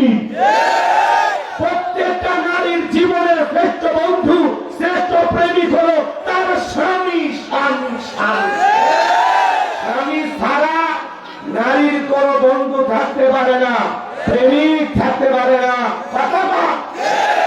স্ত্রী ছাড়া পুরুষের পৃথিবীতে কোন বান্ধবী প্রেমিকা থাকতে পারে না। হারাম হারাম হারাম। এই অবৈধ প্রেম ভালোবাসা যুব সমাজের চরিত্র খাইছে, পকেটের টাকাও খাইছে।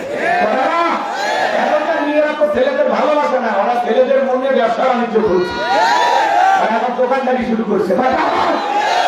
রাগ করতেছেন আপনারা? আজকে আফসোস হয় ওই জায়গায় যে 20 বছরের পোলাপান, 20 বছর বাড়িতে সাথে আব্বা উত্তরটা রাজিকে আমি কথা দিয়েছি, রাজিতে গ্লাস কাপড়ে হাতে দিতে হবে, পিতা মাতা রাজি হয় না, পালিয়ে যা বিয়ে করে। এরকম পোলাপান আছে না নাই? এই সন্তান মা বাবাকে কষ্ট করে, পিতা মাতার অসম্মান করে, যেই সন্তান গুলো পালিয়ে যা বিয়ে করে, এরা জীবনে কোনদিন সুখী হতে পারবে না, পারবে না, পারবে না। পিতা মাতার চোখের পানি দাঁড়াইয়া পিতা মাতাকে অসম্মান করে কষ্ট দিয়ে পৃথিবীতে কোন ছেলে ভালো থাকতে পারে না।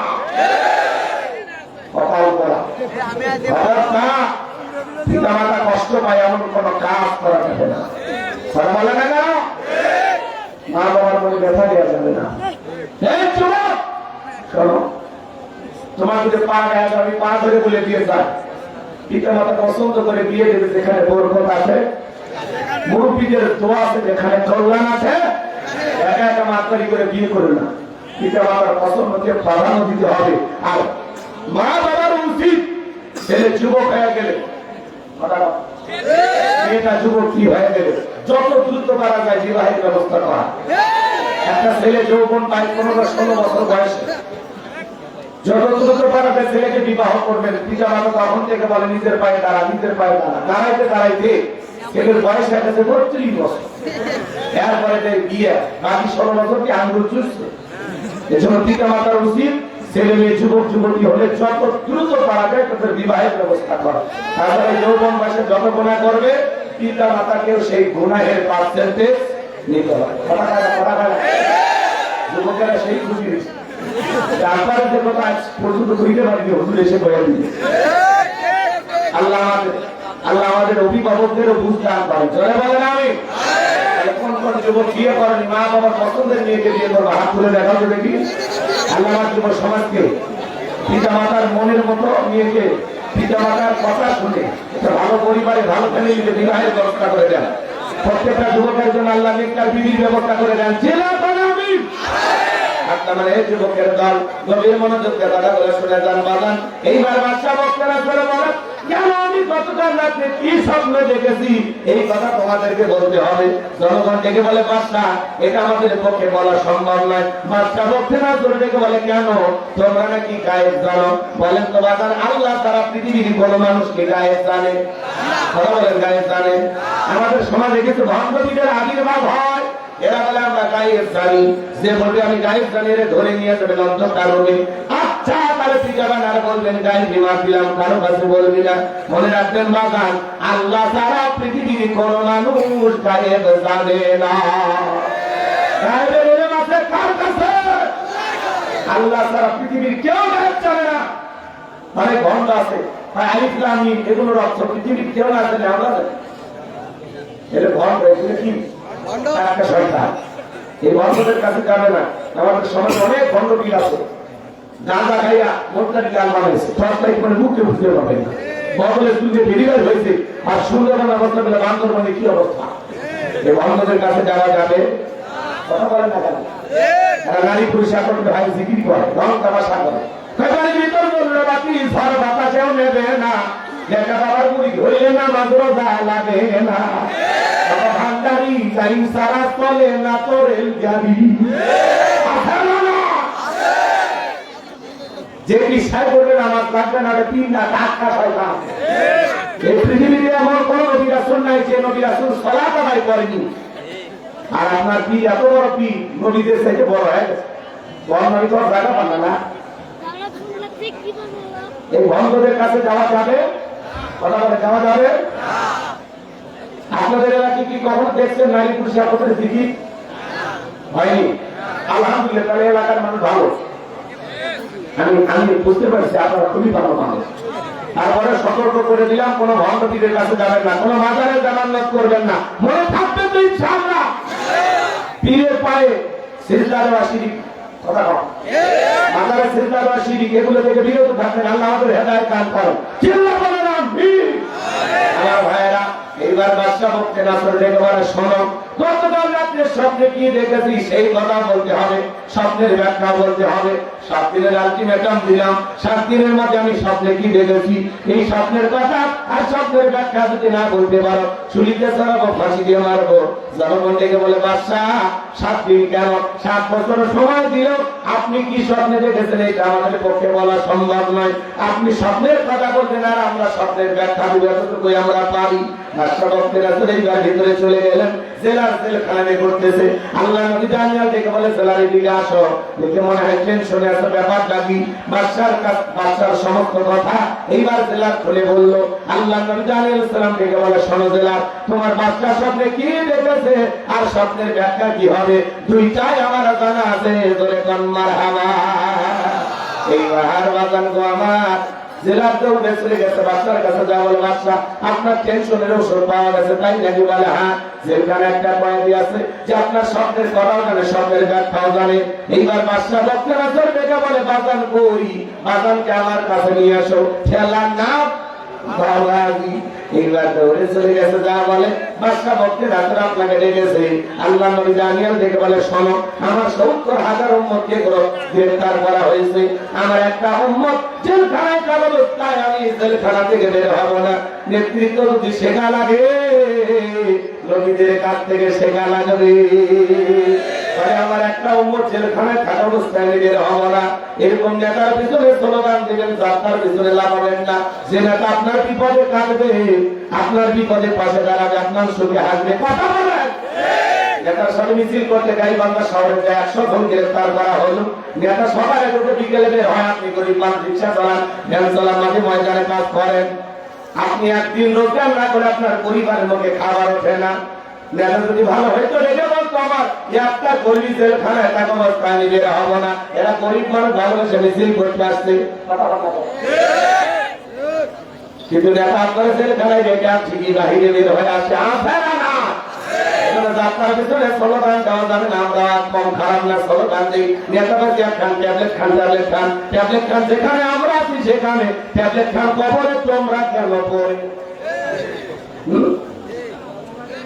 আপনি যদি 7 দিন জেলখানায় থাকেন, আপনার পরিবারের মধ্যে খাবার তুলে দেবে, এরকম দরদি কেউ আছে?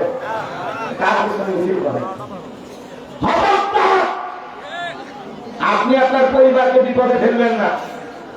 যদি কোন নেতা আপনার বিপদে পাশে দাঁড়ায়, আপনিও নেতার বিপদে পাশে দাঁড়াবেন। যদি মনে করেন আপনার নেতা আপনার বিপদে পাশে দাঁড়াবে না, ওই মিছিল মিটিং করারই দরকার নেই, চুপ করে থাকেন, বউ বাচ্চা নিয়ে ভালো থাকেন। কথা বলে পারবো তো ইনশাআল্লাহ। আল্লাহ নবী দানিয়াল এই কথাটা বাদশার কানে যখন পৌঁছা দিলেন, বাদশা ডেকে বলে জেলার ওই বাগান যদি বলে এই জেলখানা কেন, আমার পৃথিবীর জেলখানা আসামি ছেড়ে দিতে রাজি, বাগান যা বলে তুমি তাই করো। এইবার আল্লাহ নবী আলাইহিস সালামের ৭০,০০০ উম্মতকে বা জালেম বাদশা বক্তেরা করে জেলখানা থেকে বের করে দেওয়া হলো। সবার শেষে আল্লাহ নবী আলাইহিস সালাম জেলখানা থেকে বের হলেন। এইবার জেলার বাদশা দরবারে প্রবেশ করার জন্য নিয়ে আসতেছেন, মূল ফটক দিয়ে মূল দরজা দিয়ে প্রবেশ করবেন, কিন্তু দরবারে ঢোকার নিয়ম হলো যত মানুষ ঢোকে মাথাটা নত করে ঢোকে। আল্লাহ নবী কি কোনো জালেমের কাছে মাথা নত করতে পারে? মাথা নত করলেন না, দেহটাকে আকর্ষণ করে কৌশল করে মাথাটাকে উঁচু করে যখন প্রবেশ করলেন, বাদশা বলতে না চলে দৌড়ে এসে বলে বাগান যত মানুষ প্রবেশ করে মাথা নত করে, তুমি কেন মাথা নত করলা না? আল্লাহ নবী আলাইহিস সালাম লিখে বলে আপনার স্বপ্নের কথাকে আমার মাথার মেমোরিতে সেভ করে দিয়েছে, তার কথা কোনো এই মাথা তাকে সারা পৃথিবীর আর কারো কাছে নত করা যাবে না। আমি যদি মাথা নত করতাম আপনার মতো যদি স্বপ্নের কথা ভুলিয়ে দিত, আপনি টেনশনে মারা যেতেন, আমাকে মেরে ফেলে দিতেন। তখন দেখে বলে বাগান যা করেছো ঠিক করেছো, এই কথা বলে নিজের চেয়ার থেকে উঠা আল্লাহ নবী আলাইহিস সালামকে চেয়ারে বসায়া দিলেন। তাহলে জেলখানা থেকে বের করে চেয়ারে বসান তিনি কে? আল্লাহ তো আছে না নাই? একটু শক্তি কমে গেছে, 2026 সাল পর আছে, একটু শক্তি কমছে। যে আল্লাহ একজন পয়গম্বরকে জেলখানা থেকে বের করে চেয়ারে বসাইতে পারে, সে আল্লাহ আজও ফেরে না। বিগত 16 বছরে যাদের উপরে জুলুম করা হয়েছে, মামলা হামলা দেওয়া হয়েছে, কি বলেন তাদের 2-4 জন চেয়ারে বসতে পারে কি? যারা বলেন পারে কি না? কে বসাবে? বসাবেন মালিককে করতেছে। আজকে আমি একটা দৃশ্য দেখে আমার চোখে পানি চলে আসবে। জামাতের আমির জামাত ডক্টর শফিকুর রহমান বিএনপির কার্যালয়ে গিয়ে জনাব তারেক রহমানকে বুকের সঙ্গে জড়াই ধরছেন, ধরে তাকে সান্ত্বনা দিচ্ছেন। এই ভাতৃত্ব, এই ছবি কথা বলেন না কেন? এটা আমাদের ভবিষ্যৎ বাংলাদেশ। কথা বলে ঠিক না? আমি অবাক হয়ে গেলাম দেখার পরে জনাব তারেক রহমানকে তিনি বুকের সঙ্গে জড়ায় ধরলেন। এটা একটা অবাক দৃশ্য। এটা নতুন বাংলাদেশের প্রতিচ্ছবি। কথা বলে ঠিক না? আমরা হিংসা রাজনীতি দেখতে চাই না। এই দেশের কল্যাণে, মানুষের কল্যাণে সব দলকে আটকে মিলে করতে হবে। কথা বলে ঠিক না? আর প্রতিহিংসার রাজনীতি আমরা দেখতে চাই না। যারা তারেক রহমান মাকে হারিয়েছে, এতিম, মা নাই, বাবা নাই, ভাই নাই, এতিম, সেই এতিম তারেক রহমানকে সান্ত্বনা দেওয়ার জন্য আমির জামাত ডক্টর শফিকুর রহমান বুকে জড়ায় কান্না করে ফেলে দিচ্ছে। আজকে সাংবাদিকদের সামনে কথা বলতে এসে বলতেছে বেগম জিয়া জন্য মানুষের আবেগ আর ভালোবাসা, তিনি চোখের পানি পেয়েছেন, মানুষের ভালোবাসা পেয়েছে। সেখানে অনেক কথা হয়েছে দুই জোড়ার মধ্যে। এই যে গতকালকে মা হারিয়েছেন, আজকে আবার দয়া তারেক রহমানকে বুকের সঙ্গে জড়ায় নিয়ে যায়। আমি যে জানাচ্ছি সান্ত্বনা দিন। এই যে ভালোবাসা, এই যে ভাতৃত্ব, এই যে নতুন বাংলাদেশের প্রতিচ্ছবি, এই ছবি আমাদেরকে সান্ত্বনা দেয়। কথা বলে ঠিক না? এই পথ, এই মহাত্মা, এই ভালোবাসা আমরা দেখতে চাই। কথা বলে ঠিক না? আমার ভাইয়েরা, আজকের বাংলাদেশ আমাদেরকে বড় ভালো লাগে। 1 জানুয়ারি 2026 সাল বিএনপির কার্যালয়ে গিয়ে জনাব তারেক রহমানকে আমির জামাত বুকের সঙ্গে জড়াইয়া কান্না করতেছে আর সান্ত্বনা দিয়ে বলতেছে। কি সুন্দর করে সান্ত্বনা দিলেন। এই পৃথিবীর জমিনে কারোর মা বাবা চিরকাল বেঁচে থাকবে না, সবাইকে কবরে যাওয়া লাগবে। কথা বলেন ঠিক কিনা? ওই যে আমি আর একটা আয়াত তেলাওয়াত করেছি, একটু জানার দরকার আছে না নাই? বাদশা বক্তেরা চলে চেয়ারে, আল্লাহ নবী আলাইহিস সালাম বসে আছে। এইবার স্বপ্নের কথা আর স্বপ্নের ব্যাখ্যা বলবে। আপনারা কি শুনতে রাজি আছেন? কারা কারা একটু হাত তুলে দেখান তো বাজান। লিল্লাহি তাকবীর। একটু করে বলেন লিল্লাহি তাকবীর। এইবার 2 নাম্বার আয়াত একটু জানার দরকার আছে না নাই? 15-20 মিনিট সময় যদি লাগে 2 নাম্বার আয়াতের জন্য দিবেন। কাসানিয়া কথা বলেন। বলবো 2 নাম্বার আয়াত একটু মনোযোগ দিয়ে শুনেন, আমার দিকে তাকান। আমার আল্লাহ বলেন আল্লাযী খালাকাল মাউতা ওয়াল হায়াতা লিয়াবলুয়াকুম আইয়ুকুম আহসানু আমালা ওয়া হুয়াল আজিজুল গফুর। আমার আল্লাহ বলেন আল্লাযী খালাকাল্লাহু তাআলা হায়াতা, যিনি সৃষ্টি করেছেন মৃত্যু আর জীবন, লিয়াবলুয়াকুম আইয়ুকুম আহসানু আমালা। আমি আল্লাহ পরীক্ষা করে দেখব আমলের দিক দিয়ে কার আমল কত বেশি উত্তম, কার আমল কত বেশি সুন্দর। যার আমল ভালো তার আখিরাত ভালো, যার আমল খারাপ তার আখিরাত হয়ে যাবে বরবাদ। হে বাজার, আল্লাহ তাআলা এই জায়গায় বলতেছেন আমি পরীক্ষা করে দেখব আমলের দিক দিয়ে কার আমল কত বেশি ভালো। এই দুনিয়াটা আমল করার জায়গা, আপনার আমার পরীক্ষা চলতেছে বাজান। এই পরীক্ষার ফলাফল পাবেন আপনি আখিরাতে। কথা বলে ঠিক না?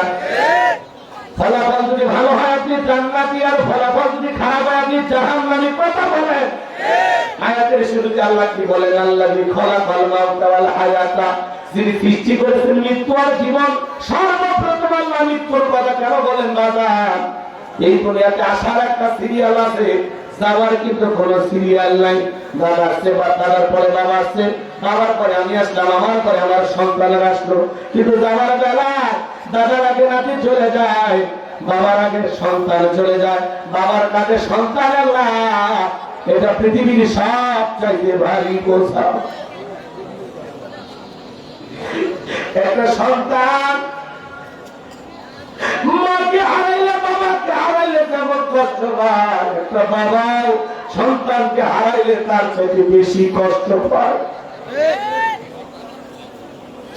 বিএনপির ভারপ্রাপ্ত চেয়ারম্যান জনাব তারেক রহমান মায়ের কফিন নিজের কাঁধে নিয়ে কবরস্থান পর্যন্ত গেছেন, নিজের কবরে নামলেন, মাকে শায়িত করলেন।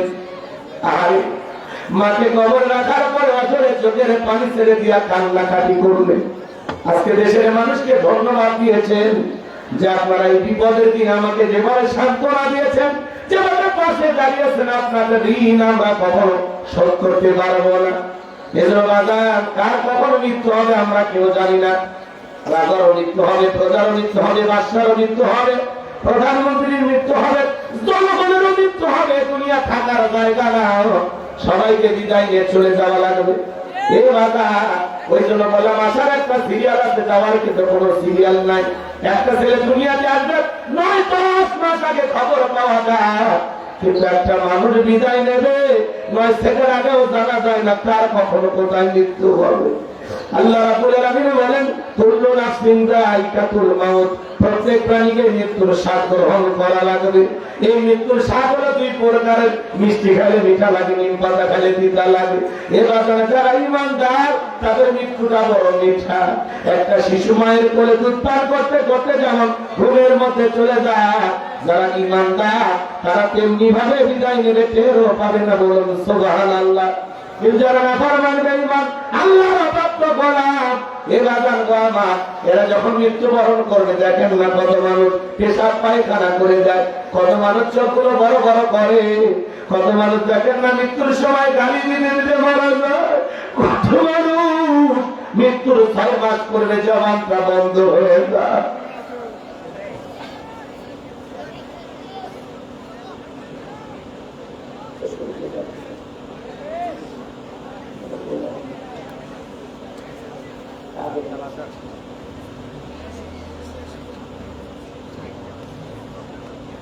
ভাই আপনারা কি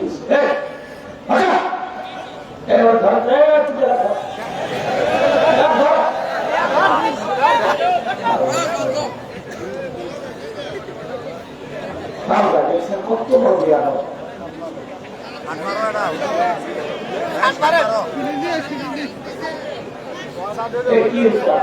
বলবেন না, জামাতে টিকিট কনফার্ম করে আসছে।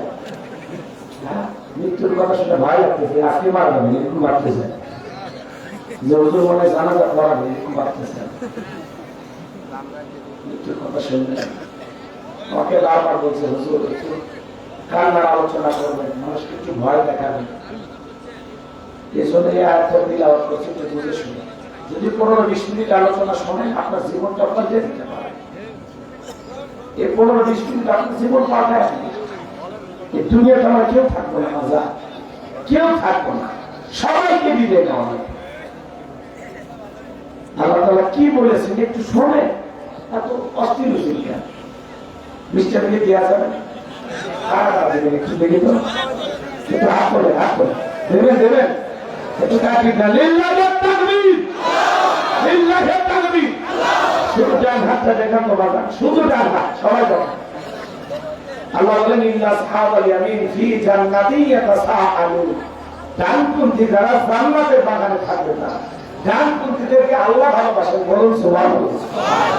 আমি বারবার এদিক শুনে এই মসজিদের প্রতি আপনাদের ভালোবাসা নাই আল্লাহর ঘরের জন্য বাবা এই ডান হাতটা বদলে দিয়েছে যা পারে উঠবেন না দয়া করে উঠবেন না টাকা দেন না দেন বসে থাকবেন উঠবেন না আমি দুইটা হাত আপনার পায়ে রাখলাম অনুরোধ করলাম টাকা দেন না দেখতে উঠবেন না পরিবেশ নষ্ট করবেন না মসজিদের জন্য আল্লাহর ঘরের জন্য অনেকে বলতেছে হুজুর আপনার হাতে দেওয়ার জন্য বসে আছে আমি এটা শুরুতে জিজ্ঞাসা করেছিলাম যে কালেকশন হবে কিনা বলছে হুজুর কালেকশন হয়ে গেছে আর লাগবে না এই জন্য আমি আর বলি না তাছাড়া আমি উঠে কালেকশন করে দিতাম আমার সিস্টেম হলো উঠে নাবি ভাষণ বাবা মার জন্য তো আছে 20,000 টাকা করে কোন মার হয় আল্লাহ জানকে কবুল করেন ধরে বলেন আমি ছেলে পেলে যাবে ভাই এই আপনাদের লক্ষ্য ভাত খেলে তখন বলবেন না মঞ্চে আপনার তখন বলবেন না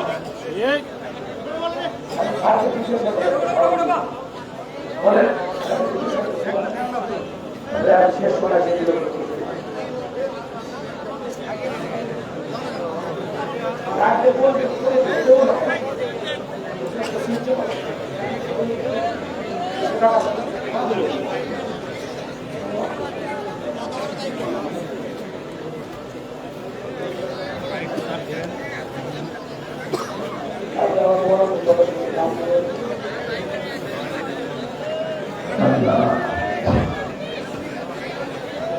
ছেলেমেয়ের কাছে ভাই যে যা পারেন আল্লাহ ঘরের জন্য যারা দুনিয়াতে মসজিদ নির্মাণের জন্য টাকা দেয় আল্লাহ তাদের জন্য জান্নাতি বাড়াখানা বানায় দিবেন বলুন সুবহানাল্লাহ। আমি যে রিজেক্ট দিয়েছি নিজেও খাও আমার রাস্তা যাই করো যে যা পারেন যতটুকু পারেন মেহেরবানি করে দেন এই ভাতি দেয়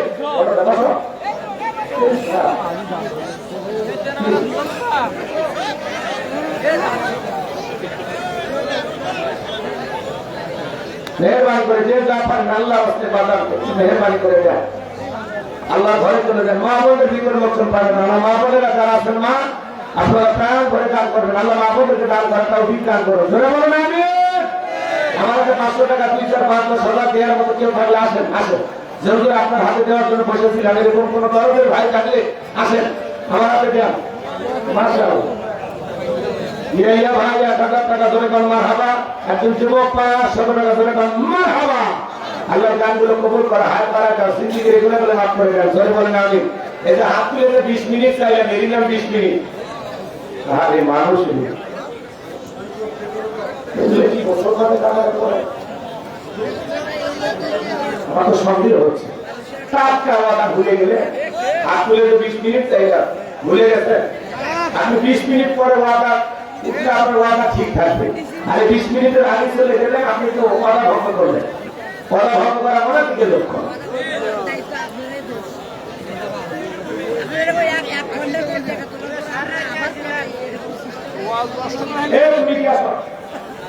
তুমি কুটি মা তুমি কুটি গাড়ি তোমার তুমি মসজিদ করে দিলা তুমি দায়িত্ব দাও হুজুরের মসজিদে যা লাগে একলাই তুমি তা করো আরে বাবা চুপ করে থাকো দান করতে তোমার কাছে পরে থাকতেছে লাফাত করো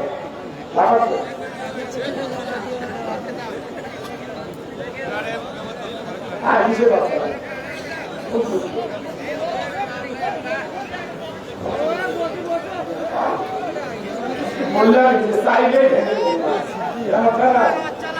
এই কালেকশনটা শুরুতে করলে কোনো ঝামেলাই হতো না করে কি হবে দেখাতেছে প্রথমবার যখন গ্যাস ছাড়তে পারে দেখাতেছে 30-20 টাকা 20 টাকা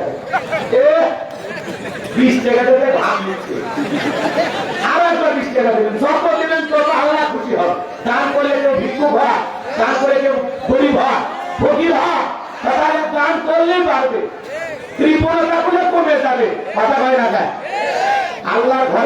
দিচ্ছেন বাবা, এই মসজিদ যতদিন থাকে ততদিন সব পাবে। নির্ভরতা করবেন 20-50-100 টাকাতে ব্যাপার হলো। আগে 10 টাকা দিলে আমার 10 টাকা দেবে, আগে 20 টাকা দিলে আমার 20 টাকা দেবে। না, কম করে দেন, বেশি চালিয়ে দিত কম করে দেন, স্বার্থ অনুযায়ী দেন। আমরা কি চিন্তাই করি? হ্যাঁ, এই গোবিন্দ কাছে এই শোনেন বসেন। আজকের মাহফিল থেকে তওবা করে যাবে। কোন মাহফিলে যদি 3 গারো কালেকশন হয় কোনো কথা বলবেন না, কারণ দান করলে সব পাবেন। আপনি হয়তো কৃপণ দিবেন না, কিন্তু ভালো মানুষ থাকে যারা দান করে আগ্রহ থাকে। পাবনা ছিলেন, পাবনা সিরাজগঞ্জ ছিলেন, ওখানে যদি 6 জন বক্তা থাকে 6 গাড়ি কালেকশন। তাও কোনদিন আজ পর্যন্ত পাবনা সিরাজগঞ্জের মানুষ আপনাদের মতো একটু বেয়াদবি করে। হ্যাঁ, আরে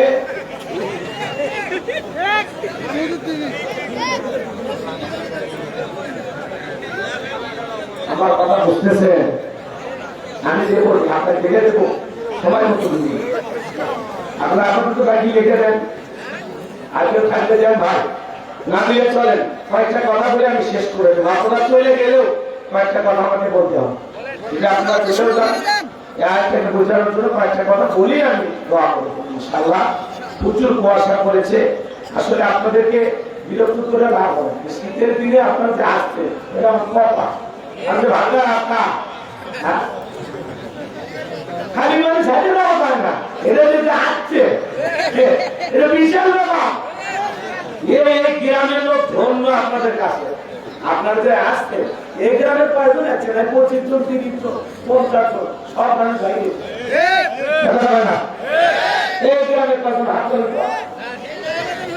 100 জন নাকি 100 হোক, ঠিক আছে, হাত কাম আর বাকি সব বাইরে। আর অধিকাংশ তো চলে গেছে কুয়াশা ভাই। ও ভাই হচ্ছে মহিলা প্যানেল পুরস্কারের ব্যাগ পাইছে নাকি?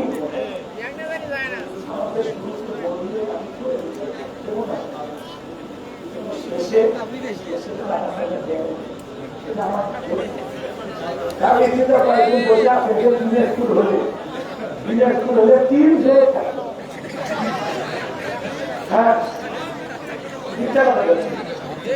দিনাজপুরে একবার ভাত থেকে শেষ নতুন বক্তব্য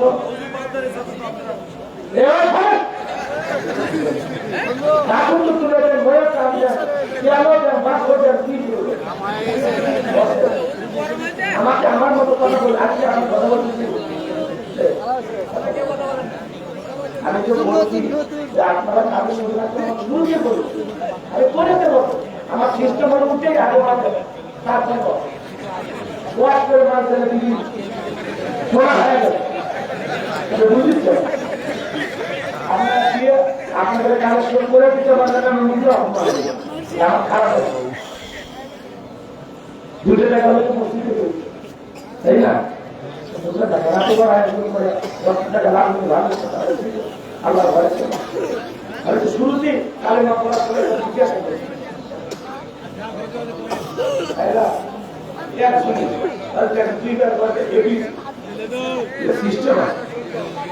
তারপরে আমি বলতাম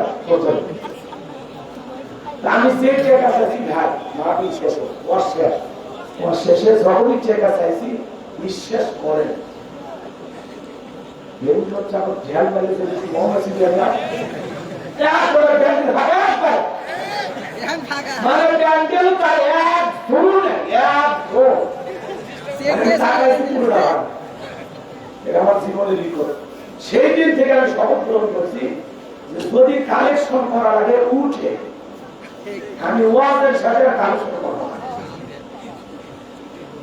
সেই 14 সালের ঘটনা, আজ পর্যন্ত আমি যত টাকা কালেকশন করছি শুরুতে উঠে, কারণ উঠে টাকা দিলে সবাই তখন একটা আবেগ থাকে, জোশ থাকে, বক্তার প্রতি আকর্ষণ থাকে, মায়া করে যায়, ভালোবাসা করে যায়, আগ্রহ করে যায়, মানে এমন একটা ভাব দাঁড়িয়ে ওখানে বেঁচে যায়। কথা বলবেন নাই? এই জায়গা থেকে আমাদের কমিটির ভাইরা ক্ষতিগ্রস্ত হবে।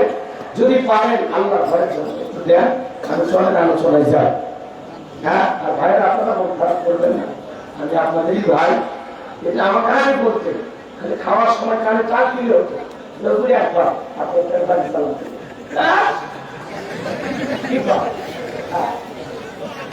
কি বল রাগ করতেছে আগে চলে আসেন, আগে চলে আসেন, আর হাসেন হাসির কথা বলবো না।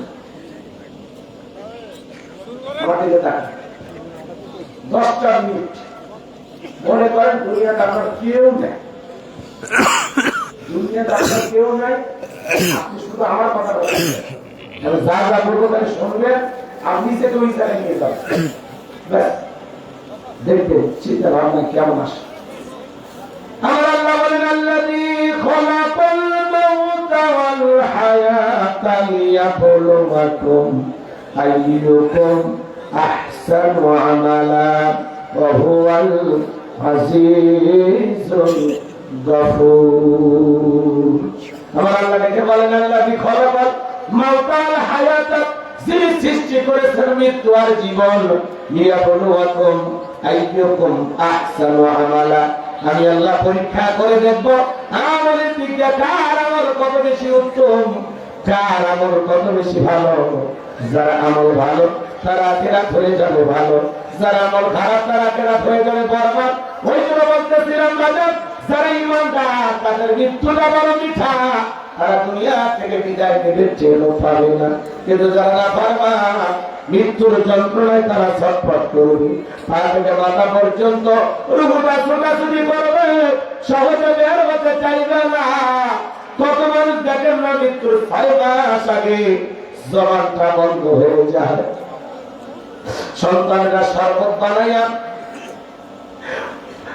চামচ দিয়ে মুখের মধ্যে তুলে দেয়, ক্যালসিয়ামে পড়ে যায়, খাওয়ার শক্তি থাকে না।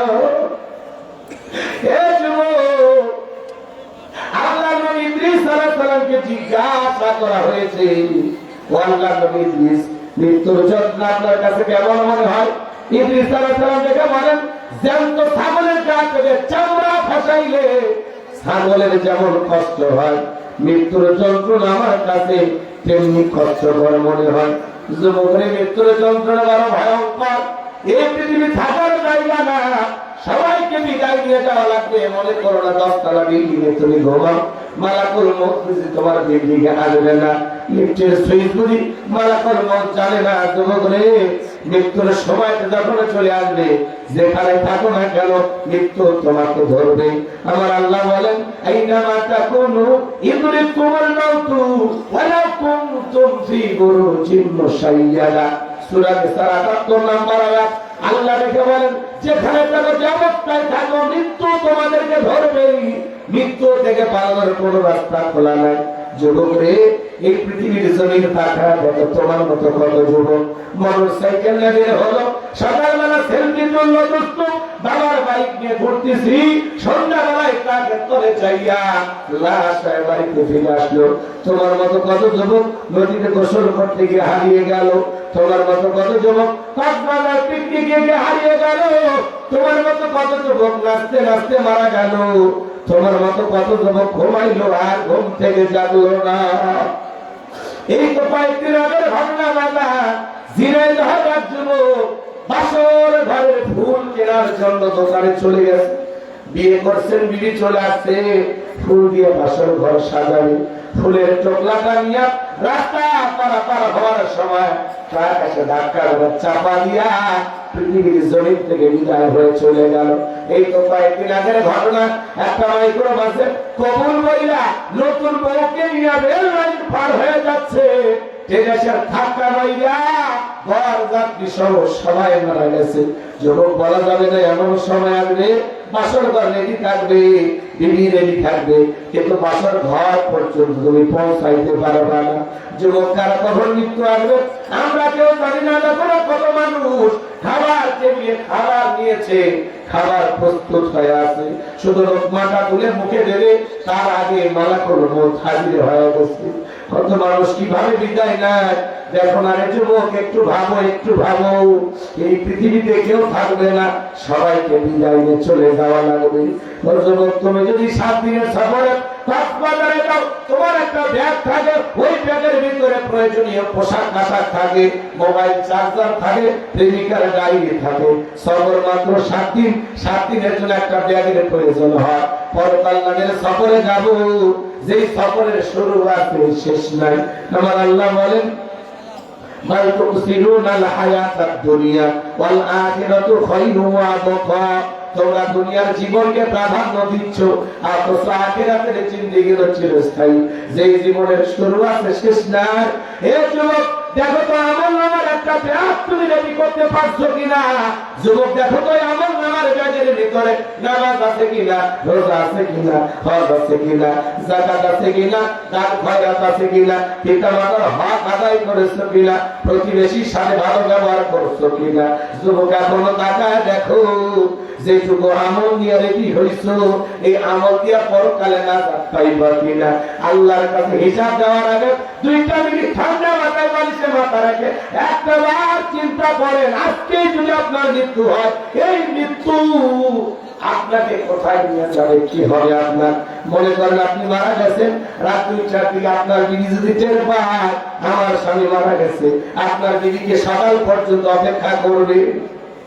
চিৎকার মেরে ডেকে বলবে, কে কোথায়? মুখের বাবা মারা গেছে। আপনাকে ঘর থেকে বের করবে। একটু চিন্তা করেন, বাজারে একটু ভাবেন, মনে করেন আপনি মারা গেছেন, আপনার লাশটা ঘর থেকে বের করা হচ্ছে। 10-20 লাখ টাকা দিয়ে দামি টাইলস দিয়ে ওয়াশরুম বানাইছেন, বাথরুম বানাইছেন, গোসলখানা বানাইছেন। জীবনের শেষ গোসলটা ওখানেও হবে না। আপনাকে বের করে চোখের উপরে সময় আমার শরীর টাঙাইয়া কেউ বাচ্চারা যাবে বাস কাটার জন্য, কেউ দৌড়ে দোকানে যাবে কাপড়ের কাপড় আনার জন্য, কেউ বা যাবে বড়ই পাতা গরম পানিতে গোসলের পানি রেডি করার জন্য। জনমের মতো দেখের পোশাক খুইলা বড়ই পাতার গরম পানিতে গোসল করাইয়া, সাদা কাপড়ের চকলেটের মতো মরাইয়া মসজিদের খাটিয়াতে তুইলা 4 জন বড় যাত্রী ধরিয়া কবরে নিয়ে যাবে। 3 জন মানুষ কবরে নামবে, মনে হবে এরাই সাথী, কিন্তু না, একে একে সবাই কবর থেকে উঠে আসবে।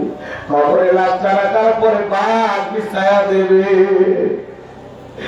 চাটাই পেরে দিবের পরে কবরে মাটি চাপা দিয়া দেবে। কবরটা হয়ে যাবে ঘর অন্ধকার, নাই বাতি, নাই সাথী, নাই জানালা, নাই দরজা। একা একা কেমনে কবরে থাকবারে যুবক?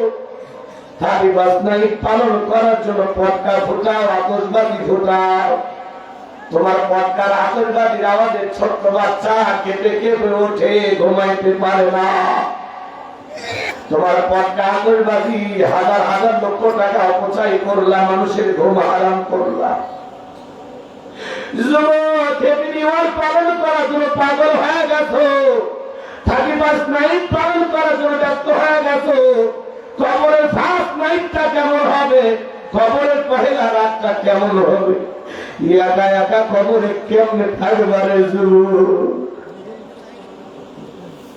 আমার ভাইয়েরা, প্রচুর বৃষ্টি পড়তেছিল। একদিন আমার এক মুসল্লির মা মারা গেছে, বললো হুজুর জানাজার ইমামতি আপনার করতে হবে।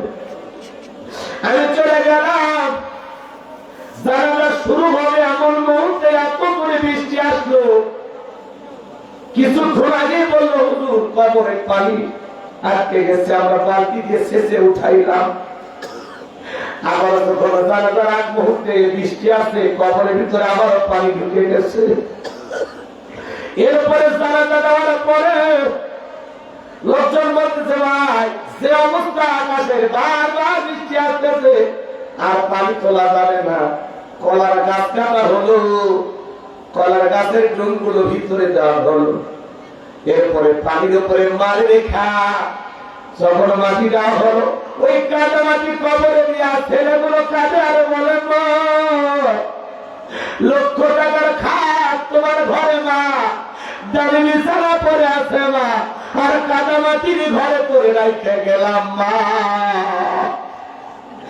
ছেলেরা হাতারি করতেছে, বুকে থামড়াইতেছে আর বলতেছে, মা আজকে তোরে পানির উপরে শোয়া রাখলাম মা। ও মা, আমার ঘরের খাটটা পড়ে আছে, বিছানা পড়ে আছে মা, আমরা কেমনি ঘুমাবো মা? তোর আজকে কাটা মাটি পানির খবরে রেখে দিলাম। ছেলেগুলো হাও মাও করে কাঁদতেছে। এবার এমন দিন তো আপনার আমার হতে পারে, কবরের লাশটা যখন রাখবে, কবরের মাটিগুলো ঝুরঝুরি করে আপনার কাফনের উপরে পড়বে, আপনার লাশটার উপরে পড়বে, দেখে এমন কোন শক্তি থাকবে না যে কাপড় থেকে মাটিগুলো সরায় ফেলবেন, এমন শক্তি আপনার দেখে থাকবে না। দুনিয়া একটু ময়লা লাগলে কতবার ঝাড়ু দিতাম, একটু দাগ লাগলে পরিষ্কার করতাম, কিন্তু আপনার জীবনের শেষ পোশাক ওই সাদা 3 টুকরা কাপড়ের উপরে মাটি পড়বে। এবার কবর বড় কঠিন জায়গা, আপনার কবরের 5টা পোষার আগে লাশটা পচে যেতে পারে। কবর বড় কঠিন জায়গা। যারা গুনাহে কবরে যাবে, ফামাই আমাল বিসকাল যারাতিন খায়রান ইয়ারা ওয়া মাই আমাল বিসকাল যারাতিন শাররান ইয়ারা। বান্দারে, তুমি সাররা পরিমাণ অনুপরিমাণে যদি নেক আমল করো, এইটাও তোমার আমলনামায় লিপিবদ্ধ করা হবে। আবার তুমি যদি সাররা পরিমাণ অনুপরিমাণে ভালো আমল করো, ওইটাও তোমার আমলনামায় লিপিবদ্ধ করা হবে। আর যারা গুনাহে একবার অন্ধকার কবরে যাবে, কবরের ফল যাবে, সঠিক উত্তর দিতে পারবে না, তাদের ডানের মাটি বামে চলে যাবে, বামের মাটি ডানে চলে যাবে। এমন জোরে সাপ দেবে বাজার, এক পাথরের হার অন্য পাথরে চলে যাবে। কবরে থাকা অন্ধ ফেরেশতারা চোখে দেখে না, কানে শোনে না, হাতুড়িতে হাত করবে, দেহটা চূর্ণ বিচ্ছিন্ন হয়ে যাবে। আজকে দুনিয়ার রং তামাশাই করে পাগল হয়ে থাকলাম, কবরের কথা চিন্তা করলাম না। আপনার নবী বলে যে কবরে চলে গেল তার চাইতে অসহায় আর কেউ নাই। আমার নবী বলেন দাজ্জালের ফিতনার চাইতেও বড় ফিতনা হলো কবর, কবর, কবর। এজন্য রাসূল বলেছেন, ক্বালা রাসূলুল্লাহ সাল্লাল্লাহু আলাইহি ওয়াসাল্লাম, ইন্নামাল কুবুরু রাওযাতুম মিন রিয়াদিল জান্নাহ আও হুফরাতুম মিন হুফারিন নার। রাওয়াহু তিরমিজি। নবীজি দেখে বলেন, যে ব্যক্তির আমল ভালো, মৃত্যুর সঙ্গে সঙ্গে আল্লাহ তাআলা তার কবরটাকে জান্নাতের বাগান বানায় দিবেন। ভালো আমল করে যদি কবরে যাইতে পারেন, তুলে নিয়ে যেমন বাসর করে বউ নিয়ে ঘুমান, আপনি আরামে কবরে ঘুমাবেন, ফেরেশতারা কোনোদিন ডিস্টার্ব করতে যাবে না। কিন্তু যারা গুনাহে অন্ধকার কবরে যাবে, আর হুফরাতুম মিন হুফারিন নার, তার কবরটা হয়ে যাবে জাহান্নামের আগুনের গর্ত। একবার যদি কারো কবর জাহান্নামের আগুনের গর্ত হয়ে যায়, তার বাঁচার কিন্তু কোনো উপায় নাই। একবার যদি কারো বেগে জাহান্নামের আগুন লেগে যায়, বলে ওই কলিজাটা পুড়ে ছাই হয়ে যাবে। ইন্নাহা সাআত মুস্তাকাররাও ওয়া মুকামা, নিশ্চয় আবাসস্থল হিসাবে, বসতির জায়গা হিসাবে ওই জাহান্নাম কতটা নিকৃষ্টতম একটা স্থান। জাহান্নাম সুখের জায়গা না, ওইটা হলো যন্ত্রণার কারখানা। এবার যার মাথা তার ব্যথা, আবেগে বলতে পারে না আমার কবরে আমি যাবো, যা হয় তাই হবে। আল্লাহ না করুক, কবরে যদি একবার জাহান্নামের আগুন লেগে যায়, প্রতিবেশী কষ্ট পাবে না, ছেলে নিয়ে কষ্ট পাবে না। কবরটা যার যন্ত্রণার আগুনের কষ্ট ভোগটাও করতে হবে তা। এই কবরে চাইতে হবে বাজার। রাজা বাদশাহ আমির ওমর চলে যাবে, আপনাকে আমাকেও যাওয়া লাগবে। কত মানুষের জানা যায় গেলাম, শিক্ষা নিতে পারলাম না। একটা ভালো ভাবি না, এই যে ফজরে ঘুম থেকে উঠলাম, আমি শহর পর্যন্ত পারবো কিনা জানি না, কেমনি আমি নামাজটা কাজা করি। নবীজির হুজা বের হয়ে যাবেন, এমন মুহূর্তে নবীজি উম্মতের উদ্দেশ্যে কয়েকটি কথা বললেন। এমন মুহূর্তে নবীজি উম্মতের জন্য বলে গেলেন, ও আমার উম্মতেরা, আসসালাত আসসালাত আসসালাত, নামাজ নামাজ নামাজ ফেরো না। নবীজি রুহটা বের হয়ে যাচ্ছে, নবীজি পৃথিবীর সফর শেষ করতেছে। এমন মুহূর্তে নবীজি রুহটা যখন বের হয়ে যাবে, ওই সময় উম্মতের জন্য বলে গেলেন, আমার উম্মতেরা আসসালাত আসসালাত আসসালাত, নামাজ নামাজ নামাজ ফেরো না। নবীর জীবনের শেষ কথাটাকে আমরা আমল করতে পারবো? জীবনে কোনোদিন নামাজ কাজা করবো না এরকম কেউ নিয়ম করতে পারবো? তোর কোন সোনা ভাই হাতটা তুলে দেখার তোমার পরিবার ভাই। আল্লাহ আমাদের সবাইকে 5 ওয়াক্ত নামাজি বানায় দেন। চিল্লা বলেন আমিন, আর একটু জোরে বলেন আমিন। আসসালামু আমার ভাইরা, এই দুনিয়াতে আমরা ইবাদত বندگی করতে পারতেছি না, কারণ এই দুনিয়া আপনাকে আমাকে পাগল বানাইছে। এজন্য আল্লাহ বলেন আলহাকুমুত তাকাসুর হাত্তা যুরতুমুল মাকাবির। প্রাচুর্যের প্রতিযোগিতা, সম্পদের প্রতিযোগিতা, টাকা পয়সার প্রতিযোগিতা আপনাকে আমাকে পাগল বানাইছে। গাড়ি বাড়ি চাই, গাড়ি চাই, সম্পদ চাই, ক্ষমতা চাই, টাকা চাই। এই দুনিয়ার লোভ লালসা, দুনিয়ার মায়াজাল আপনাকে পাগল বানাইছে। হাদিস শরীফের ভিতরে আসছে, বনি আদমকে যদি এক মাঠ ভর্তি স্বর্ণ দেওয়া হয়, ও বলবে আর একটা মাঠ পাই ভালো হয়। 2টা মাঠ ভর্তি যদি স্বর্ণ দেওয়া হয়, ও 3য় মাঠের আশা করবে, অথচ 14 ইঞ্চি পয়সা গেলেও শেষ হবে না। এত লোভ আমাদের ভিতরে করা ভালো ঠিক না।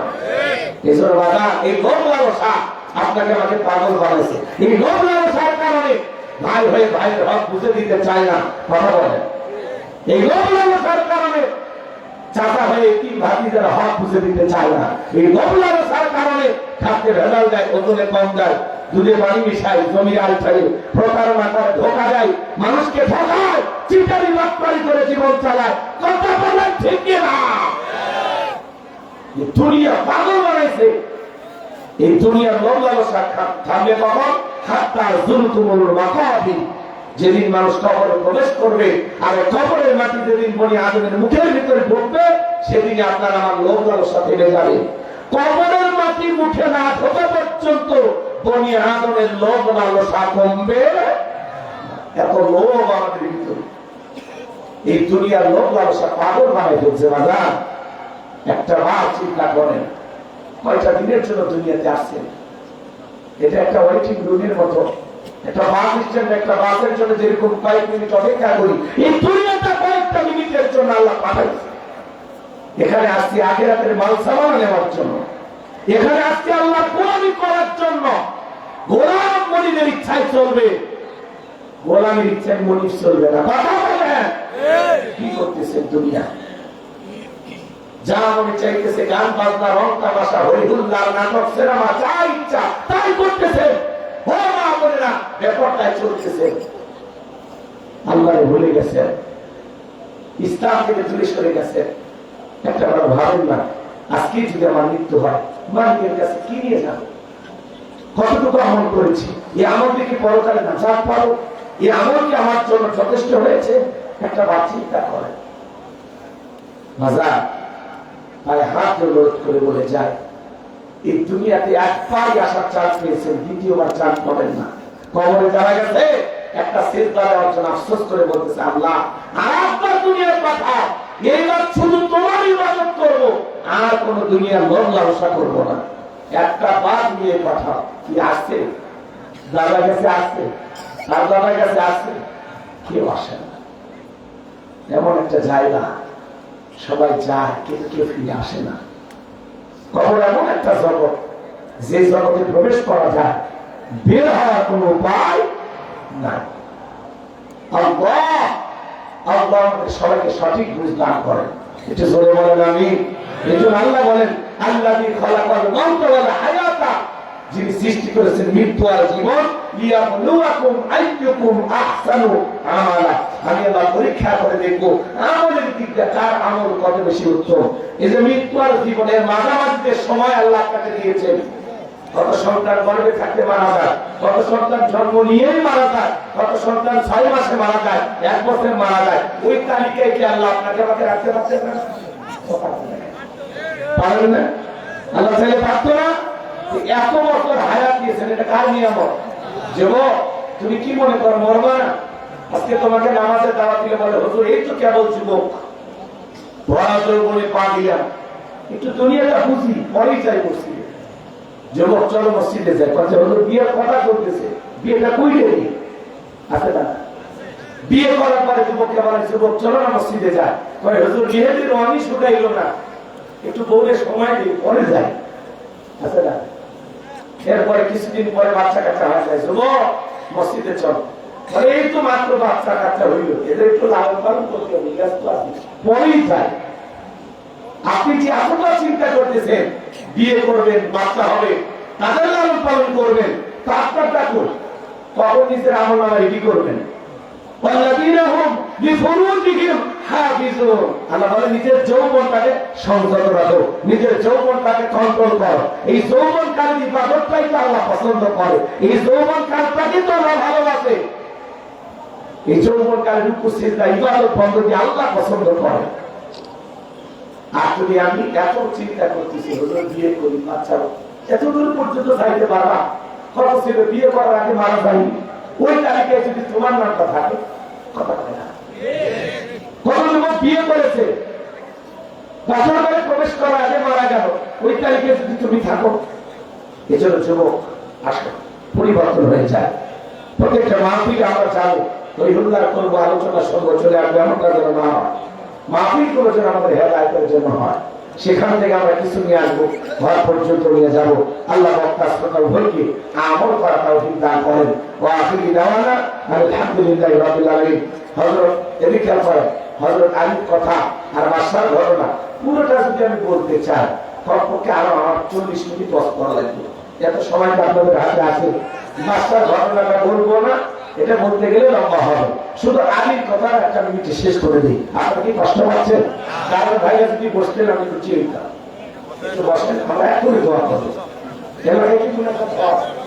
হ্যাঁ, কি মোনাজাত করবো না করবো না বলেন? আচ্ছা ঠিক আছে, বসেন। হযরত আপনি আসেননি? এটা আমাদের ভাই, 7 মাথার দোকানদারি করে, বলতেছে হুজুর আমার এলাকায় আপনি আসবেন। তো ভাই আজকে আমি তো একবার দেখলাম, আমি মনে করছি ভাইকে গেছেন মনে হয়, এটা কি আপনাকে না মসজিদের জন্য কিছু দিচ্ছে? আলহামদুলিল্লাহ, ঠিক আছে। হযরত আলী তখন বলতেছে বাপের বেটা হয়ে থাকলে কাজটা পার হয়ে যায়, আর এক পা সামনে আসে 3 পা চলে যায়, এমন অবস্থায় হযরত আলী তাকায় দেখে ওর কাঁধে থাকা যে তরবারি আল্লাহ একটা কাঁধে তথ্য বানাইছে। সুবহানাল্লাহ বলবেন না? আল্লাহর ক্ষমতা আছে না? এইবার এক পা 2 পা সামনে আস্তে আস্তে আস্তে আস্তে ঠিক যখনই দাঁত বরাবর আসছে, এই ভাইটা বুঝলেন, দাঁত বরাবর যখনই আসছে, হযরত আলী শুধু কাঁধ বরাবর তরবারি ঠেকাইছে। তরবারি ঠেকাইতে দিয়ে এই জালেমের দেহ থেকে কাল্লাটা আলাদা করতে পারে, আল্লাহ এক মিনিট দেরি করেন। একটু জোরে বলেন আল্লাহু আকবার, আর একটু জোরে বলেন আল্লাহু আকবার। আমার আল্লাহকে বলে আমার নাম আল্লাহ, যারা দিতে চায় আমি এবং আমার রাসূলের সাথে পাল্লা, আমি রাখবো না তাদের ঘরে কাল্লা।